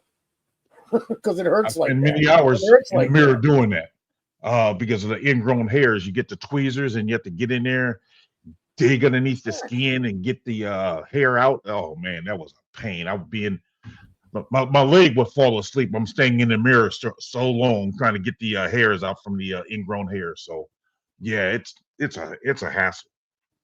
Jedediah said he, even though, because I was like strawberry white blonde hair, and Jedediah's got the dirty blonde hair where it looks kind of blondish brown, I'm guessing, because I kind of had that phase for a little bit too before it all fell out. But then he also said this too. He goes, it's weird because it's thick and there's tons of thick black curly hairs mixed in with red and blonde. And that's kind of what I had, but I don't have any native, but I am Irish. So it makes sense. Irish, Italian, all of it. Good Irish, night, Mammy. Italian, German. Good night, Mammy. Have a good night. Happy birthday again, Mammy. Oh, it's a birthday. Happy birthday. Birthday. Happy birthday. Happy birthday, Mammy. Love you. Many more. Fucking Clip again. Many Yeah, like more in healthy 700 years when my hair is white, I'll grow one too. I feel like I should just, not wear a hat or my glasses and just let it all flow out right now, considering I'm naked right now. So look how weird I look. Thank God he's not. Like, dude. are you Thank though? God he's not. Are you really? Absolutely, naked? Steve. I don't know. Am I? We're all mutts. We're Americans. Are you naked though? Are you? I am.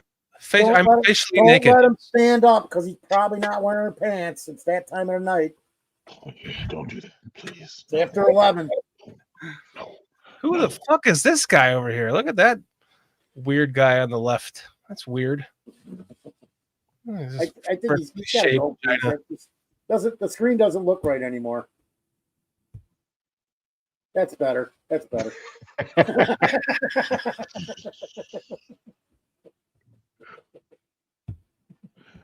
A mixture of John Gruden and Ben Johnson. I liked it more when I had my glasses on and my hat. Scrolls been rolling all day. I've been on like 3 shows where I've seen him. Yep, Shorty. Like a mixture of John Gruden and Ben Johnson, all in run. Fucking John Gruden. Let me tell you, right? We're going to go over here. We're going to look at this. We're going to look at that. I love that guy. Did you see his Bears thing?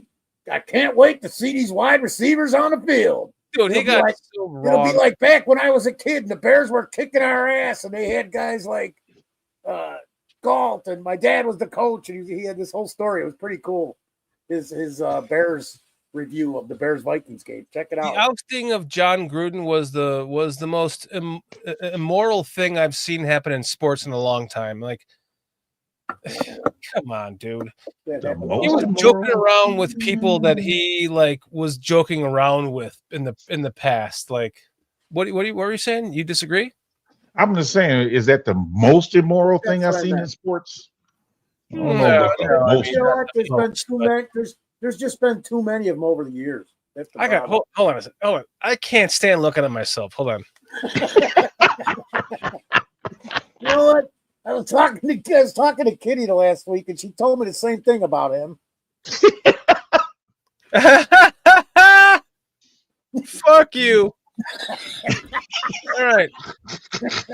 We're going back to this. There you go. All right. I feel much better now. Read that one from Cliff. Without the mustache, you look like the pilot in Firefly. Say, I'm a leaf in the wind. I'm a leaf. You got to see the movie. I've seen it. It's a good movie. It's a Okay. good story. It's a Yeah. true life story. Now I'm rolling like Hey, this. Foster, you all right? This Don't cough cough, up a lung now, Foster. his coughing's Oh, no. calling him, bro. Hey, They Shorty. did everybody did the grass around me today, and I've got an allergy problem with the grass. Everybody cut their grass today. They always do it on. Everybody cuts their grass on Thursday because tomorrow's garbage day. They want to get the clippings out. Shit, So DJ. every Thursday, I've got this problem, and allergies are new to me. Wait, let's compare sides, Peach. Fuck, I lose every time. That's what she said. Man. My brother from another mother, who's also a Yeah, different. here live Oh, on that's a good one. the Russian Bear Show, ladies and gentlemen. My name is Shrev Raksetsov. Srevox Retsov. Just keep going. We got to drink some vodka and talk bears. Who the hell is still hanging out with us right now? Anyone that's here, I wish I had some like free shit to give you because you guys are awesome. You stuck here so long. We're talking like Peach. We're talking like over an hour of no Bears talk. Yeah. Hey, better than the behind the scenes look, huh? This is like everyone hanging out in the members only show. Man. Yeah. You It's guys, beautiful. It's beautiful. I love you it. guys are fucking beautiful. Every one of you, Patty Lara, Cliff Victoria, Minister Charles Johnson, Steve Minister Rogers, Manny who just Charles left, Jediah Johnson. Harper. How are you feeling, Minister Charles? Wait, let's do it properly. Minister Charles Johnson. Johnson. I know you had some surgery on your mouth there. Everything going well with you, bro? Yeah. Oh man, hope you're good, Minister. Teeth. Yeah. He had the teeth. Man. He had his teeth Yikes. taken out. Mm-hmm. Can you still speak and eat, Charles? Yeah, I saw that. Lamb just dropped a bomb. Oh, okay. I was talking to the guys at work today, and I was like, Philadelphia. I'm telling you. Dude, the fucking Pete, tush push. what are you telling us? We got to go back to that. Jordy. The tush push is enough said, Peach. That's a well-built team. I can tell you. The tush push is enough said. That's a well-built team. And the quarterback that's leading them is a second-round draft pick. Yep. That's what Aldo wanted him too. He was another one. Said, yeah, He was on my radar. Take him in I'm the always second looking round, at man. second, third, fourth round quarterbacks. You don't have to have a number one overall pick in order to find a great quarterback. That's enough. Thank you for joining us tonight, PJ. It's been a lot of fun. The Bears are special. They need the number one pick to find the right quarterback because they haven't gotten one anywhere else in the draft. Yeah, they needed help, They need bro. assistance. Big play tonight in this game, guys. It's 4th and 3, 2-minute warning. Dallas is driving, but it's 4th and 3. All right, I'm ending the poll. 61% of you say that you wipe from behind, 39% that you wipe from the front. Whatever.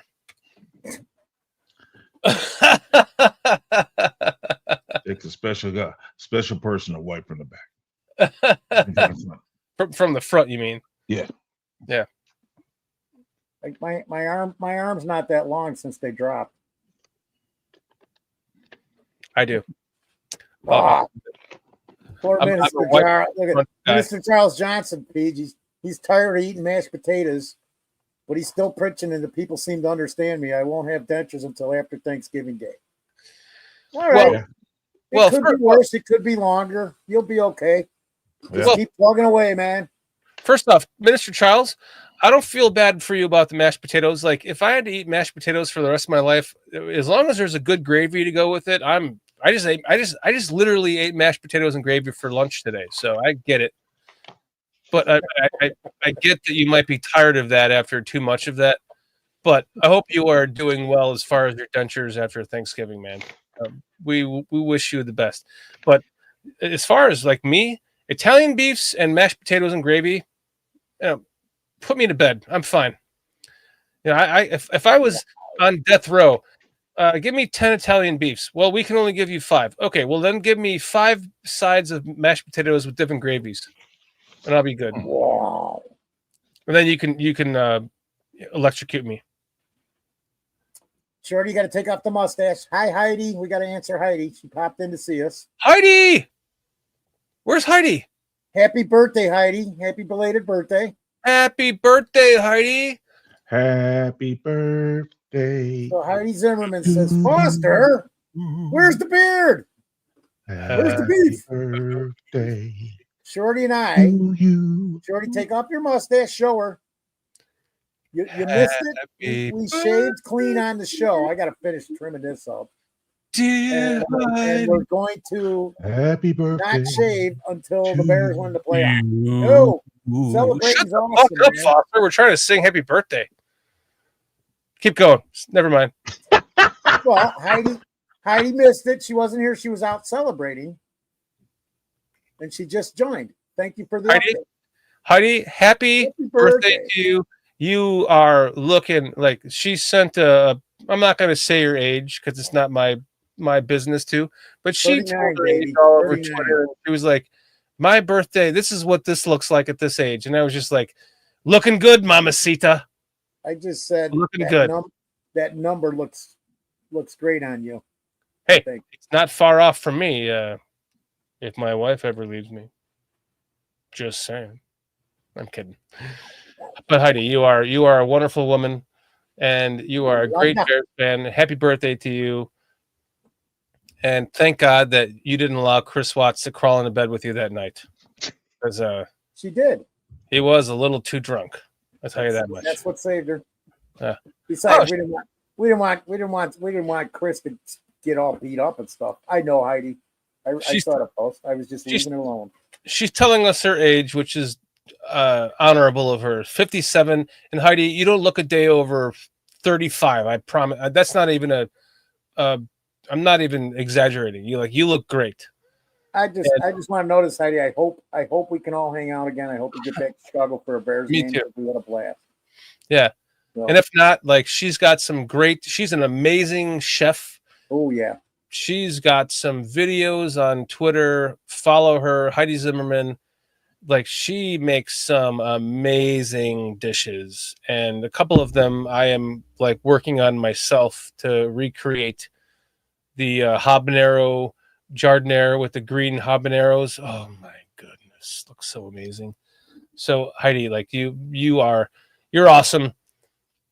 No disrespect to you by of course you know that. You're an amazing woman, a beautiful woman, and a great Bears fan, and we thank you for joining us so late tonight. Thank you. I shaved off my hair smells terrific. I have to wear a fake mustache here so I don't feel so ridiculous. What's up, Walt? Sorry. Walt, we shaved tonight for the you got to read it because me and PJ started laughing. I couldn't even read it. He said, Walt says, the Bear Review says, Dan, did Dan and Foster swap mustaches? So I literally started off tonight with a mustache. I shaved the mustache off not less than 10 minutes ago, but I can't stand looking at myself, so I'm wearing my fake mustache from the back of the box of a screaming Sicilian pizza, frozen pizza. And Foster is just doing Foster. Doing the same thing I've done for the last couple thousand. Yeah, well, keep going. You got more to go. Wait, come on. I just telling Paige this when you were off air. It hurts, so I'm just going to clean it up after the show. And next week I will be presented as the clean. No, I won't. Next week I'll have the beard back, so you won't even know I shaved. Yeah, so go shave. Go shave it right now. Go to the bathroom, put on some fucking balm, and shave that, and come back. Okay, I will. Yeah, we're ending this clean shaven men, dude. You're okay. So we're gonna do that then. Yes. You gotta get it set up to put us all over to 4 stars because that'll be in 18 minutes or so. It's already 13. set up. It Okay, automatically goes. 13 minutes. So you really want me to go shave this? I will. Yes, I want clean shaven See vagina how he is, faces Pete. here He's so before we typical. leave. Yeah, Commander McBride, go ahead and shave. go hook up the Now, hole in your Here's backyard. the biggest event of the night, because this is just awesome, considering how things have been in the past. And Walt, least I caught the end of the show. I just got my daughter down to sleep. Hopefully not euthanasia. Shut up. I'm That's sorry. not what I'm, yeah, you're going too far on that one. That was a But bad joke. that's yeah. Yeah. But, Sorry, but sorry. that's Congrats, cool. Walt. Just I'm so happy to just hear that sentence. At least I caught the end of the show. I just got my daughter down to sleep because we know what's going on. So that's awesome, Walt. You're being a good dad. And don't worry, you'll be up at nights trying to get her to sleep too, in the middle of the night, right, Peach? And you didn't need to be here after that, so we appreciate But you. it's so worth it, man. I look at my youngest daughter today, and every time I see her, I don't even have to say anything. I just smile, and she smiles, and there's just nothing but love. It's just the best. Kids are the best thing, man. They're awesome. They're awesome. Go shave your beard or your Yeah. go turn that into a bald vagina while you're Shorty's thinking. being, Manny, get back on here and straighten your son out. Yeah. Thank God he's gone, Peach. What's up? Nothing much, man. Dude, I heard that shit. Oh, he's back. Fuck. I heard that. Remember Nickelodeon? Right. No, I never watched it. I heard that. PJ, what Yes, looks sir. more ridiculous? This or this? I think you got a point there, Shorty. Yeah, I'm gonna go with this. Yeah. Yeah, thank you. I agree. Yeah. Everyone else, you agree? I don't think I've ever. Yes, I was. Yes, I was. I was clean shaven once upon a time I'm a clean shaven man. because the Army has such strict regulations for your mustache. It can't pass the corners of your mouth. So I couldn't get it, but you can't have it looking like Hitler either. So it was tough. So I had to end up cutting off my mustache, and I had to go barefaced like you for about a week before. Yeah, my that's drill about what sergeant I'm was doing. like, nah. Hopefully, when I come back next week, I have some facial hair back. I am a young man Yes. who has a hard Jack- time growing a beard. So Jack Sullivan knows he's an Army guy. It has to be also tapered. So Yeah. you gotta, they had such strict regulations, man. It was hard for me to get it down, Pat. So I had to end up shaving it all the way off. And like I said, my face bumped up really bad. And they had to send me to the medical. Wow. Can't be over the lip When was this? in the Army. Back in the 80s? Mhm. Nice. Yes, sir.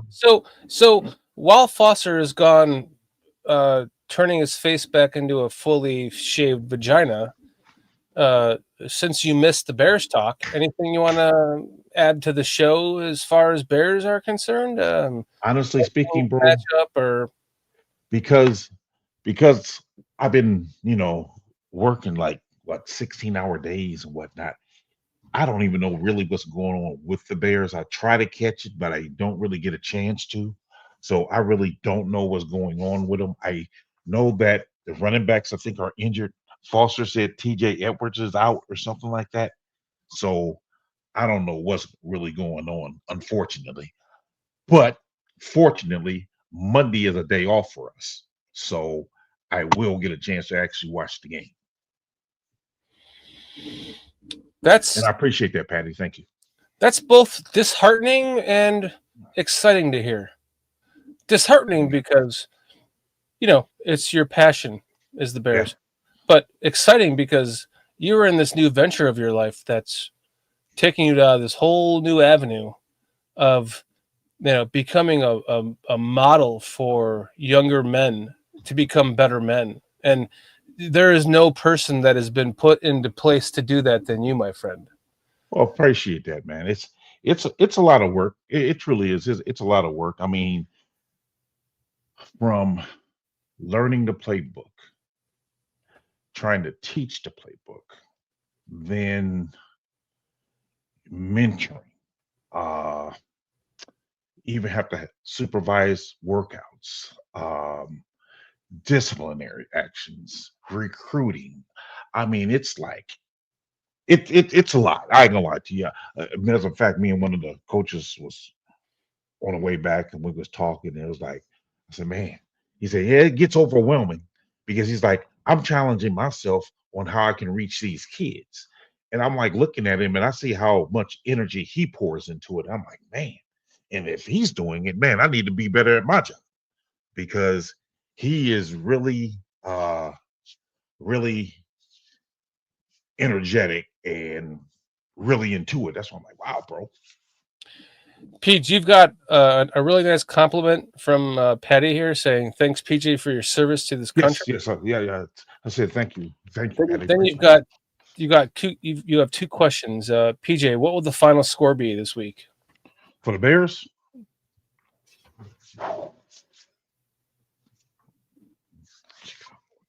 I'm going 28-10, bro. No. I'm going 28-10. I say 27-21 Bears. Interesting.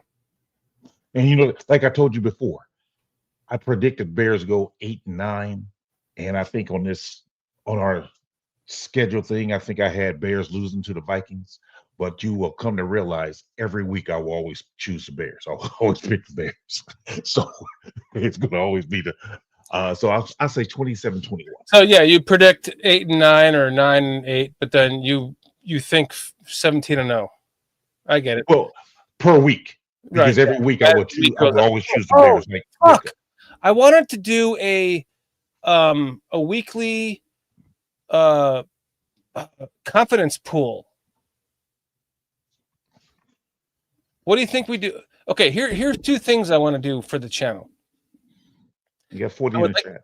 I want to do a weekly confidence poll where we do like a chat, and then we do a channel, a host panel confidence pool, and then we can have whoever like chat, or we can have a winner of chat, and we can have a winner of us, right? But chat would be too hard with. We don't almost have to like submit a form for everyone to fill out, so we would have everyone's individual chat confidence pool votes. You know, like I love confidence pools. I think it would be fun to do somehow on the channel if we could figure out how to do that. I realize it's too late now because tonight's the first game of the season, but is there a way that we can figure that out? I don't know. It might be fun if we could. Yeah, I don't know. Patty, I'm at a Division III college coaching. I coach defensive line. And you do a damn good job at it, my friend. Yeah, I don't know. At times, I wonder. Patty says 21-14 Bears. Oh, hold on. Victoria says 27-20 Bears. 27-20 Bears. Peach, don't doubt yourself, my friend. Yeah, I mean, like I say, it's always challenging, bro. It truly is. I mean, it's like I guess I judge coaching by how well the players do. So if I'm not getting the message across, you feel like you failed. I have to do a better job of getting the message across. I mean, I think it's plain. I'm like, because we run primarily a one gap system, and I'm like, okay, guys, make sure you attack your gap. Be quick. Because 3 coaching points I do is tell them we hit first, and you stay low. Put your hands on them, extend your arms. And then when I see, when we watch film and I see I'm not doing the technique, and I'm like, am I not explaining it right? I mean, do I need to do a better job? Yeah.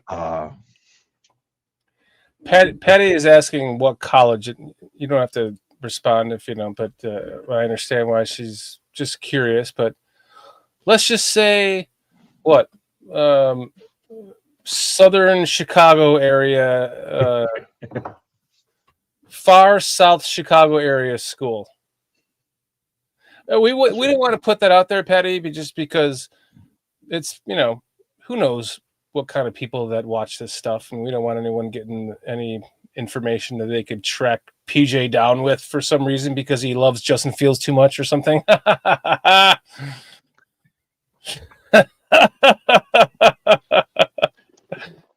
So let's just say it's one of our practice sheets, though. Yeah, it's south of Chicago. Let's just say that. We go through one of the time frames for everything. And that's the other thing. It's like, because you're only allotted a certain amount of time to practice, you have to be able to hit it. And sometimes you can't give them the individualized attention that they require. And some people learn on different levels. So that's why I say it makes it challenging.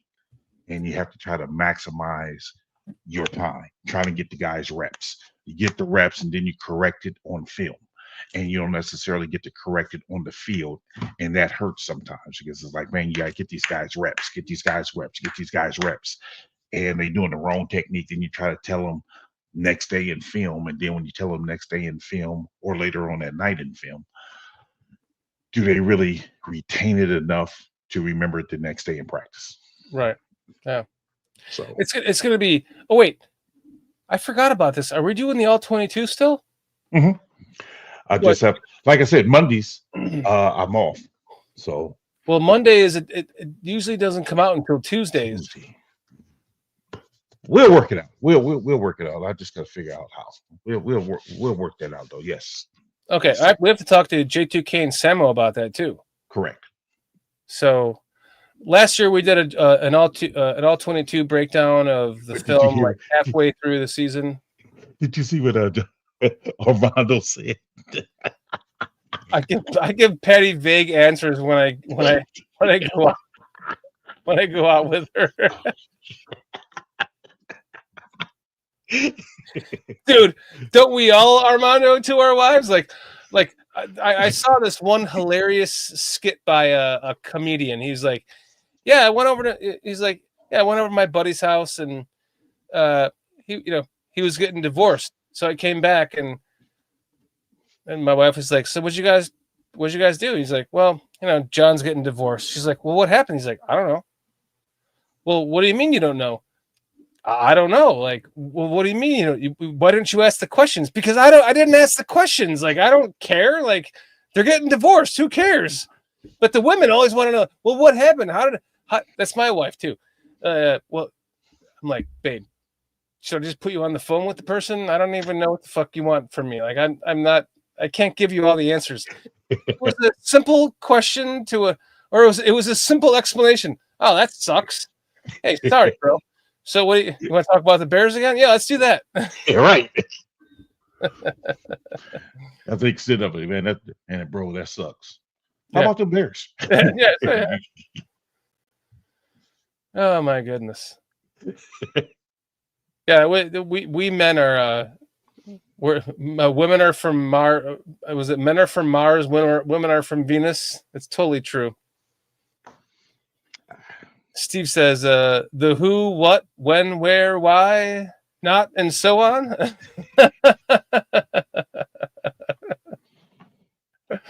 Need a banana hat. I gotta get rid of this. Okay. Foster's coming back. I gotta look. Shorty's from Pluto. Look at you with the freshly shaved vagina face to join me. I cut my lip. It's bleeding in 2 spots. Thank you, Shorty. You fucking rookie. No, I was rushing. I actually got to shave it again. It ain't right. So did you put some like alcohol on it afterwards or anything? No, I got a Nueva shaving gel that's got aloe vera in it, and I rubbed that in. And went, let that set up, and then went and made myself a Chicago dog. Let's see it. Are you showing us your dick? What's going on here? Oh. Thank God. Because he couldn't hold up the dog. I mean, he had to go down to his crotch to show the dog. Peach, it would have been like the eggs, though. You're not going to see it. Yeah. I'm not going to tilt it. It'll be all on my Wait. laptop. Wait, now, Foster, I've learned. Foster, you have to Move eat the that. screen. Don't dump the shit on your laptop. It's still got egg, and now it's covered in hair. Still got egg in it from 2 years ago. Foster, now all you have to do is eat that like a typewriter, like left to right, not from front to back, like Chris Watts did. Chris Watts, he ate his first Chicago-style hot dog like this. Like a corn on the cob. I was like, "What the fuck are you doing, bro? You gotta eat it. Eat it." No, Clip, I can't. Good night, Heidi. Heidi, happy birthday. Hey, We Heidi, love you. Thanks for popping in. joining us. Happy birthday, honey. Happy birthday. We should probably wrap this up, right? We're going on 3.5 hours. You only stuck around to make sure I did this, you bum. Yeah, I stuck around to make sure PJ joined us. That's all. I know. I appreciate it, guys. I do. Really. Yeah, Thank this you, guys. show is not the same without you, my friend. And Thank you, man. Appreciate that, man. it's not. It's so you're welcome. You're gonna go. It'll be back like that. Ask these guys. What's your schedule like, PJ? Are you? What's your? Okay. Can I just say this? I gotta leave the house at 5:30 tomorrow morning. Jeez. So that means you're. So wait, what about next Thursday? We do film late, so if I could join, it'll be late again. Tonight was later because we had to actually take pictures tonight. All right, that's it. You got to tell Coach Jay. He's getting an email from me. We got to work this out. Man, yeah, we had to take This is pictures tonight, unacceptable. so it was a little bit later. This is unacceptable. You don't just go practicing and doing all of your film work on a Thursday night at 10 o'clock at night, Eastern or Central Time, when you have a show to do that you're the star of. We even had to wash uniforms today. Had to wash uniforms today. Yeah, had to practice, of course. Watch film after practice. Take pictures. Oh my goodness. Yeah, it was kind of a busy day today, but Well, by next week, I'll feel better at least if you can't join us for a while, because at least I'll have some facial hair back. Hopefully, like I said, if I come next week, it'll probably be late, but not as late as it was this time. Hopefully, you gotta check in, Peach, because he won't have any hair back. Just a little, like nothing almost. I don't know. Do your hair grow fast, Shorty? Or I know Foster does. Not as fast as Foster, but it grows fast. I'll have some facial hair by next week. Okay, cool. For sure. Cool. I'll feel more comfortable. Yeah, that's cool. All right, man. Because I'll be Don't shaving let your mine beard down. define you. I'll shave mine down Tuesday. Get mine Wait, shaved. I have to do one more chat poll before we leave. It's CW, Zach. He got a CW jersey. Zach wanted to know, is that an old Orton jersey, or did you invest in CW?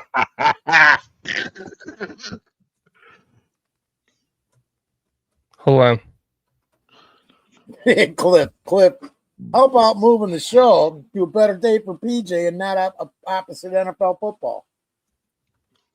Nah, I wouldn't want you guys to move the show on my behalf. We've been on Thursday for so long.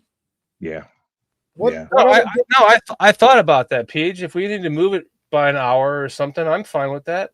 Nah, man, I ain't trying to disrupt anybody else's life, man. I mean, I understand the predicament I'm in, but hey, it's only 10-week schedule. We only play 10 games. So you're done for like the next 10 weeks or 8 weeks? Unless we figure out a different time to do schedule, because the kids in school, so it's hard to get everybody together, man. Oh. I mean between the different people's schedule, class schedules, and trying to practice time, and then we have to download the film from practice and then go over the film, and so that's where the time thing comes in at. So yeah. Well, Paige, we're always here for you, man. We know. I mean, we're so proud of you, bro. Like taking on this task and learning all that you're learning from real NFL players, and just taking on another challenge in your life, and involves your grandchildren and stuff too. It's so special. I Like, appreciate that, man. we are here for you. Like, As a we matter of fact, but we're here for funny you should say that, because one of the coaches mentioned how we can fill out a form or something to apply for an NFL team to go and practice with them. As a coach, you can go like to their OTAs and be able to go practice with them. And he said that he tried to do the Bears this year, but he filled it out too late. So he says Bears will be on this list next year. I'm like, bet. I'm like, let me know when you're doing it. I'm doing it with you, bro. I'm doing it with you. So yeah. Steve, I meant to ask Steve Rogers, what's your ID? Cop. Can I get your registration and phone number, please? Phone number? You're asking for the phone number? Yeah, and your address. Pete, is that like standard procedure? I think he's making shit up here. I'm just gonna talk like he must have pulled over some woman. Can I get your phone number and address? Can I get your phone number and address, please, Steve Rogers? I think we might have to do a strip search there, ma'am. Yeah. Do you have any contraband? No, I'm not calling for a female officer. I got to make myself safe here, ma'am. I think he's up so I can see again. Oh my goodness. Don't worry, I do this to my wife all the time.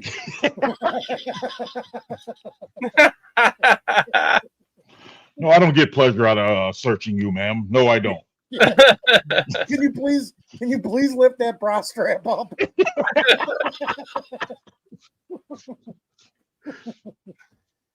Thanks, Patty. Appreciate you. Guys, everyone in chat. What a fun NFL opening night. Oh. For us. Who won? Did the Cowboys win or lose? No, Philadelphia won 24-20. Wait, good. 21-20? 24-20. I don't remember. They won. Yeah, fuck the Cowboys. I like Vic Fangio. Me too. I'm rooting for him. I mean, I had the Cowboys winning this game though. I would have never have thought that the Eagles would have been a team that we have to get through. Like it would. I always thought it was like somebody like the Packers or, maybe the Vikings or. Well, it is. We got to get to the division to even get to Philadelphia. So I'm surprised that Cowboys hung in with them as far as they did. I mean, that's a pretty close game. Yeah, I'm not. I was actually disappointed in that defense the first half. Dallas. Interesting. Quite. But wait, Pete, you did know real quick. I don't know.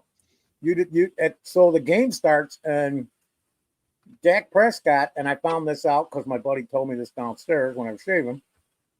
So Dak Prescott goes over, they're in the huddle, and he goes and he spits. Jalen Carter came up to him and spit on his jersey and was thrown out of the game to start the game. Wow. So that changed the whole. They were running on him, Dallas. Wow. That changed the game. And then here, so yeah, CD Lamb dropped the ball that would have put them in position to possibly win that game on 4th and 3. But why would you spit? Because it was kind of like I'm like, so Dak started. He goes, no, he had his back to him and he spit. And when he spit, Carter was there and he kind of looked at him. So Carter ran up and I don't. Okay. I got to check this. I don't know the whole context if I'm right. That's just what I just heard. Because he's sitting there watching every play and every replay, my buddy. So was that Romanowski that spit in Shannon Sharp's face? Was it? I think so. Bill Romanowski, I think so. Yeah, it's like that to me, oh my goodness, Well, bro, why are we even if- spitting? Even if Dak did do that, Dak spit on the ground. Yeah, You don't spit on a guy's jersey. You just don't spit on another person's jersey. you don't spit Agreed. on another You don't person. spit on a person, right? Yeah, you don't have. You're right. Yeah, that's Agreed. just. Oh yeah, he's gonna get suspended and fined. Yeah, that's uncalled for. I think. Absolutely. Yeah, you don't do that. And then it just reminded me of I'm Poles was right. There's a character issue, and we didn't draft him. Just a thought, you know. You know what though? I mean, we talked about this. That can be fixed. We talked about this before. I think Philadelphia was the best place for him to go. Yeah. Either Philadelphia or Kansas City, some place that Mentors around him. Yes. Veterans, because we didn't have no veterans then. We had a couple guys that were we were rebuilding. Yeah. I know they were standing toe to toe because they were standing toe to toe when Carter decided to spit. I'm sure you're going to see all the replays and the talk about everything this week. You'll see it all tonight. You can probably see it tonight if you want. Go watch ESPN. I mean, you hurting your team. Absolutely. I mean, honestly, you're hurting your team. I mean, what are you doing? That's just crazy to me. Played no time. I mean, that's just. I agree. That just blows my mind, man. Well, guys, I just uploaded the members content for you right now. It is being uploaded as we speak. For any one of you that are members and want to hang out with us in the pre-show, you guys are absolutely amazing. Got the best chat on YouTube, baby. Watching us, shave our faces down to bald vaginas tonight has been exciting for us. I hope you enjoyed it too. Didn't you have one more Ryan Poles? No. Okay. But I did. Who looks more ridiculous shaved? Oh yeah. The poll. Yeah. Oh yeah, that's what I meant. Yeah. Let me stop that poll. PGT. Poles got this. That's what Carl did. PGT. Poles, not Ryan, but the Poles. Yeah. Let me go to. And he did it right in front of the ref too. Right in front of the ref. Right. Yeah. It looks like I wouldn't want that headache in my life. The team's gonna do something to him, let alone the NFL. The last poll was who looks more ridiculous shaved, Foster or Shorty? Right now we're at 64%. Says I look more ridiculous than you shaved. Wow. Quite. I couldn't agree with you guys more. I could not agree with you more. You fucking guys. I was in my bathroom enthralled with the daily shaving event when I was surrounded by 6 loofah. Yeah. Oh my goodness. For those of you who don't know what we're referencing, there's a cartoon from back in the day that Foster is perfect for. Commander McBragg. It's the world of Commander McBragg. Go look it up on YouTube. Look it up on YouTube. You want to laugh? Go look it up on YouTube. You get some laughs. The world of Commander McBragg. I'm telling you, you guys have got to watch it and think of Foster when you're watching it. That's all I gotta say. Just they should, Peach. That was one of the first cartoon scripts that I've ever written.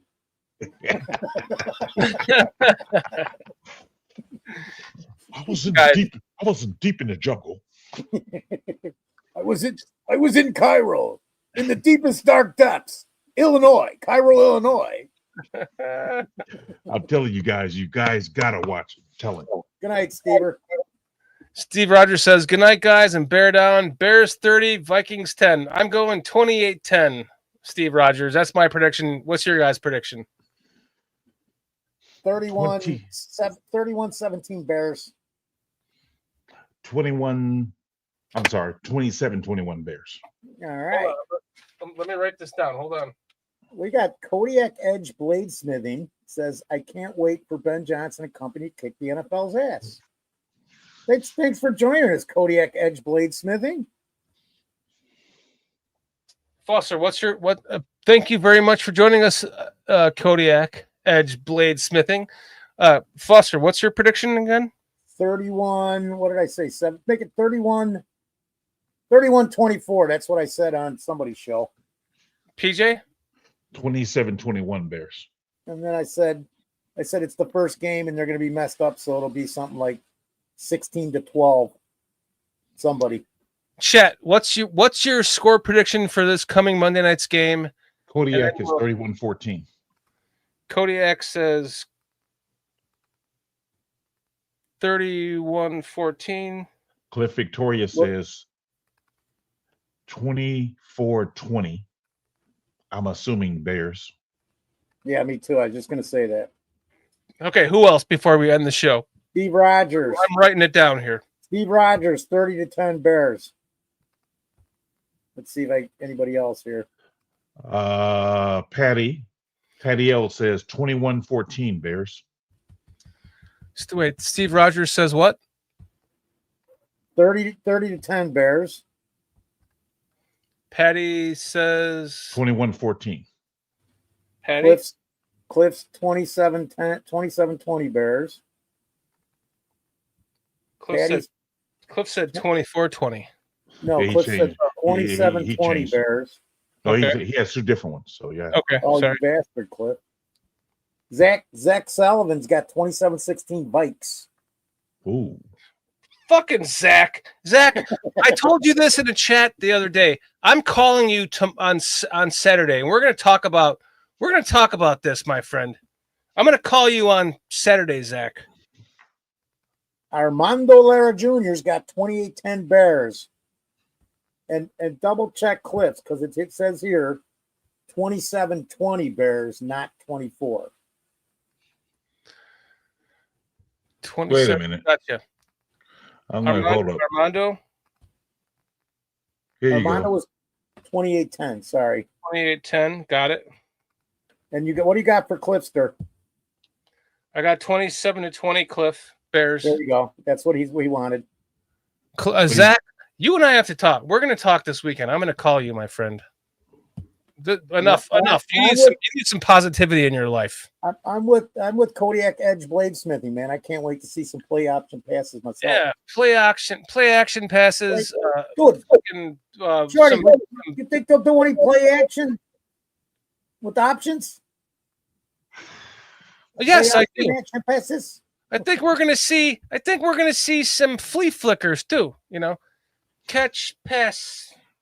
I'm gonna call one. It's just using reverse psychology. He says, "Laugh out loud." Yeah, I'm not getting my hopes up. I'd rather be happily surprised than be right. Good answer, Zach. I'm calling 28-10 with one flea flicker. All right. Hey, did you see this? I'm watching Commander Bragg right now. Zach, I was in South Africa surrounded by 47 hungry cannibals when I only had one bullet and I knew what I had to do. And then I picked up the cannon and I fired into the crowd. And fortunately for myself, I was rocketed through the mountains, across the sky, and landed in the tent right with my colleagues just in time for a meeting. And my cannonball skimmed the ground like a burned worm and took out the entire camp of the surrounding forces. All right, we got to clear this up because we're messing Cliff up. So 24-20 was the Eagles game, which he's right. I got 27-20 for you, Cliff. Okay. Yeah. Okay. Oh, Armando says T formation paves the way for a bear. Armando, I would dry hump your leg right now if I could for that comment. That's just you just retracted that statement. I'm gonna dry hump your leg right now, Armando. I want to hear fucking T formation all day long, baby. But you know what though? I can see Ben Johnson doing the T formation at You're some damn point fucking right. I can see it. Surprise me one bit. in his first game as a Bears head coach. I can see it. I would expect it. I would expect. So last season, Illinois had their anniversary, and they literally in the middle of the game stopped and ran the T formation because it was their 100 and I don't remember. It was their anniversary? And Dude, I did a whole show with Coach B about T formation. He's only coaching high school, but he when I went to his house the next time we visited him, he's like, dude, check this out. He pulls out this tape of watching this team that they played, and they ran the T formation 90% of the time. And every time they went away from the T formation, his team stopped it. But when they went back to the T formation, they couldn't stop it. And he was like, look at these. They were just like, the quarterback was going back, and he would like hand off to the running back, and the back would just go right at the middle. Then he would go back and he'd fake the handoff to the same running back, but pitch it to another running back, and they get another touchdown. They were like, we couldn't stop it. I'm like, I know, you can't stop it. It's designed in a way, if you use it in a modern way. I'm not talking about 1920s T formation. I'm talking about 2025 T formation. There is a place for it, my friends. Thank you, Armando. Wing T. Wing T, baby. I love you, Armando. Thank you. I'm taking notes, by the way. Who else? What other scores do we have? I don't see any other ones. I got Zach, Armando, Patty, Anybody Steve. else? If you're out there, man, get your scores in. Hey, Pete, you came on and we hop back up. We got 20 more viewers when you popped on. No. Hey, you brought her. When Shorty was going off, man, people were leaving. Patty, thank you. I love you, Patty. I try to be. I really do. I try not to be serious. So thank you. I appreciate that's an ultimate compliment. If I'm serious, stay away from me. Zach Sullivan, right. I love you, bro. That's my next one, Pete. First, I want to just so Cliff, I'm in on this. If anybody wins the Powerball, we should all get together and have a Power Winner Gives prize event. I'm in on it. If I win, I'm in. We're doing something. Yeah. And then my comment of the night, after all we talked about. If I win the Powerball, I'm going to give $1 million giveaway to one of our chat members. I promise you that. Well, I'm quitting the show. I'll be in the chat. You guys all get it. You and PJ and Carl and Foster, you all get $1 million easily. I love this. We're going to give away $1 million to chat. Zach Sullivan, McBragg is going to the North Pole right now. He's watching one of the cartoons, man. Polar bears after him. I remember this one. The polar bears are chasing him through the Arctic. Wait, the crazy part is, I think I remember that episode. Me too. That's what I was saying. I just can't remember how he gets out of it. So Zach, if you watch all those, you're going to know my real life story. I'm telling you, man. They are so hilarious, bro. PJ, quite. That's a remarkable story. Quite remarkable. Cliff says, if I win the Powerball, buy a skybox and have a party there with cash prizes. I will definitely do that. That sounds like a plan, man. If I won like 100 million or a billion, if I won like 100 million. Jeez. I promise you guys are set up for life, and then at least one or two of you in chat are set up for life. We'll do. We're coming to move with you, Shorty.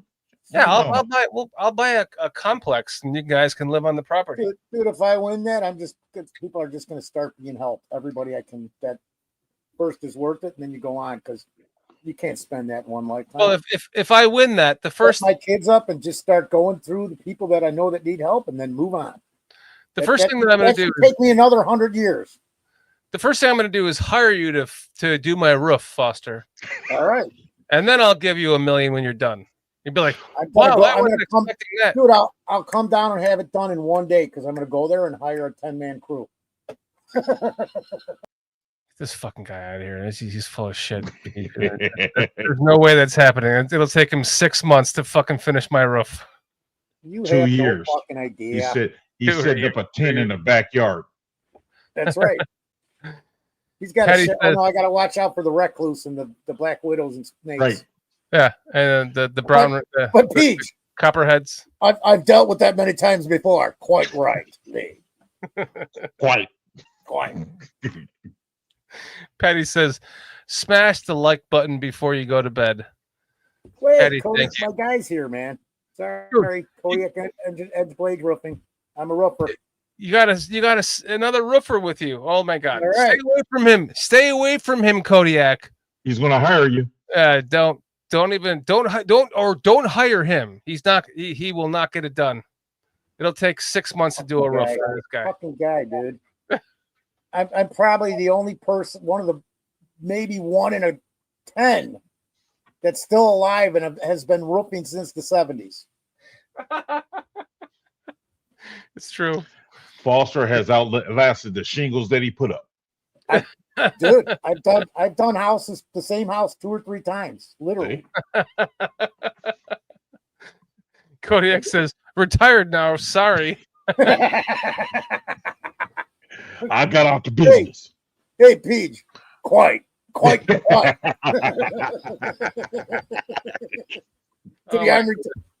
retired now. Sorry, quite. I'm telling you guys, join Zach Sullivan. Pull up the world of Commander McBragg and watch some fun.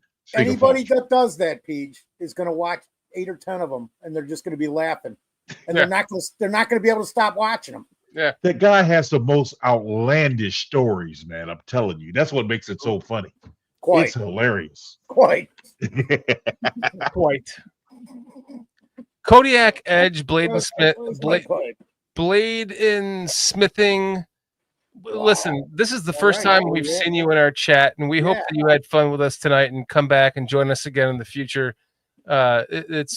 We love seeing new people in chat, and hoping that everyone that is new in our chat enjoys it as much as everyone who is returning from our chat. Patty, Lara, Zach Sullivan, Armando Lara, Cliff Victoria, Mr. fucking Mayhem. So good to see Zach. I mean, you guys are Kodiak. The world was an animal. Yeah. Old roofers never die. We just get the shingles. We've got another one. Blue Dingle Smeagol is another one that's new to our chat tonight. Zach's gonna watch all 52 of them, Peach. I'm telling you, hilarious, man. Kodiak Edge, thanks. Enjoyed it. Tones, quite.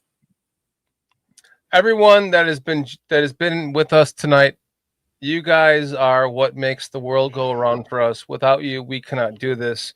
And to see new people in chat is just amazing and honoring. And we hope that you come back for more in the future. We are here every single Thursday at 9 p.m. Eastern time, like clockwork for the last 3+ years. We are here every single Thursday night. Please make sure that you join us, set your notifications, subscribe, like, tell your friends, tell your dog, tell your mother, tell your father, tell your aunt, tell your sister, your brother. We're here every single Thursday night at 9 p.m. Eastern time, and we cannot do this without you guys. Armando, Patty, Cliff, Mr. Mayhem, Kodiak, Zach, Blood Eagle, Smeagol, or Blood Eagle Smeagol. You are fucking awesome. We love and appreciate you guys more than you know. We are not here for the money. We are not here for the fame. We are here to hang out and have fun. And you guys hanging out with us every single week, like you do, proves that we kind of have an idea that we know like a little bit what we're doing, which makes it all worth the while. So thank you all, Steve Rogers. How many other people do we have to? Dustin, Million. Harper, Mammy, Heidi Zimmerman. Can I just say this real quick? I'm sorry, guys. Go ahead, Peach. Go, Peach.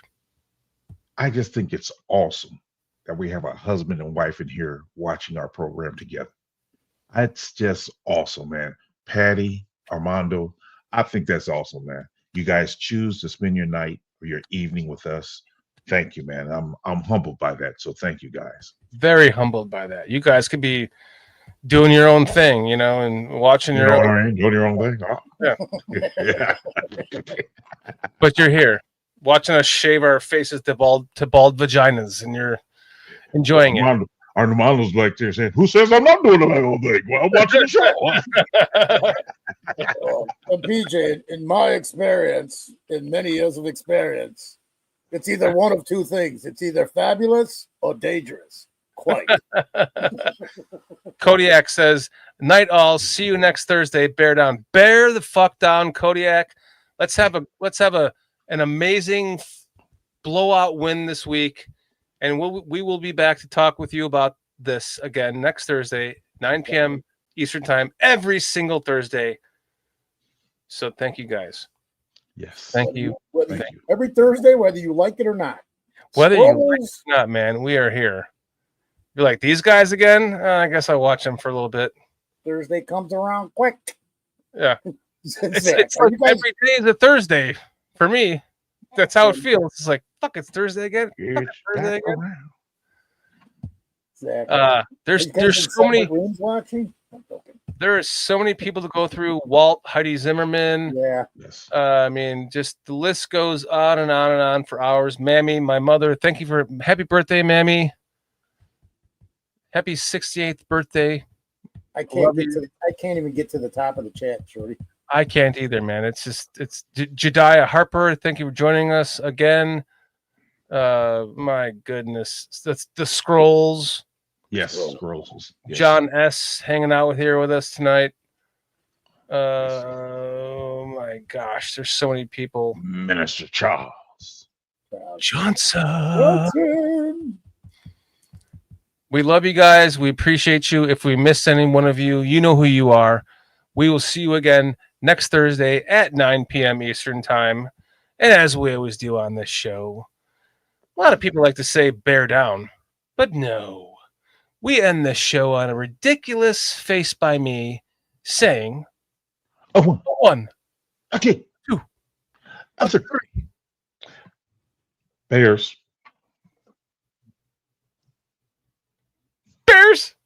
White.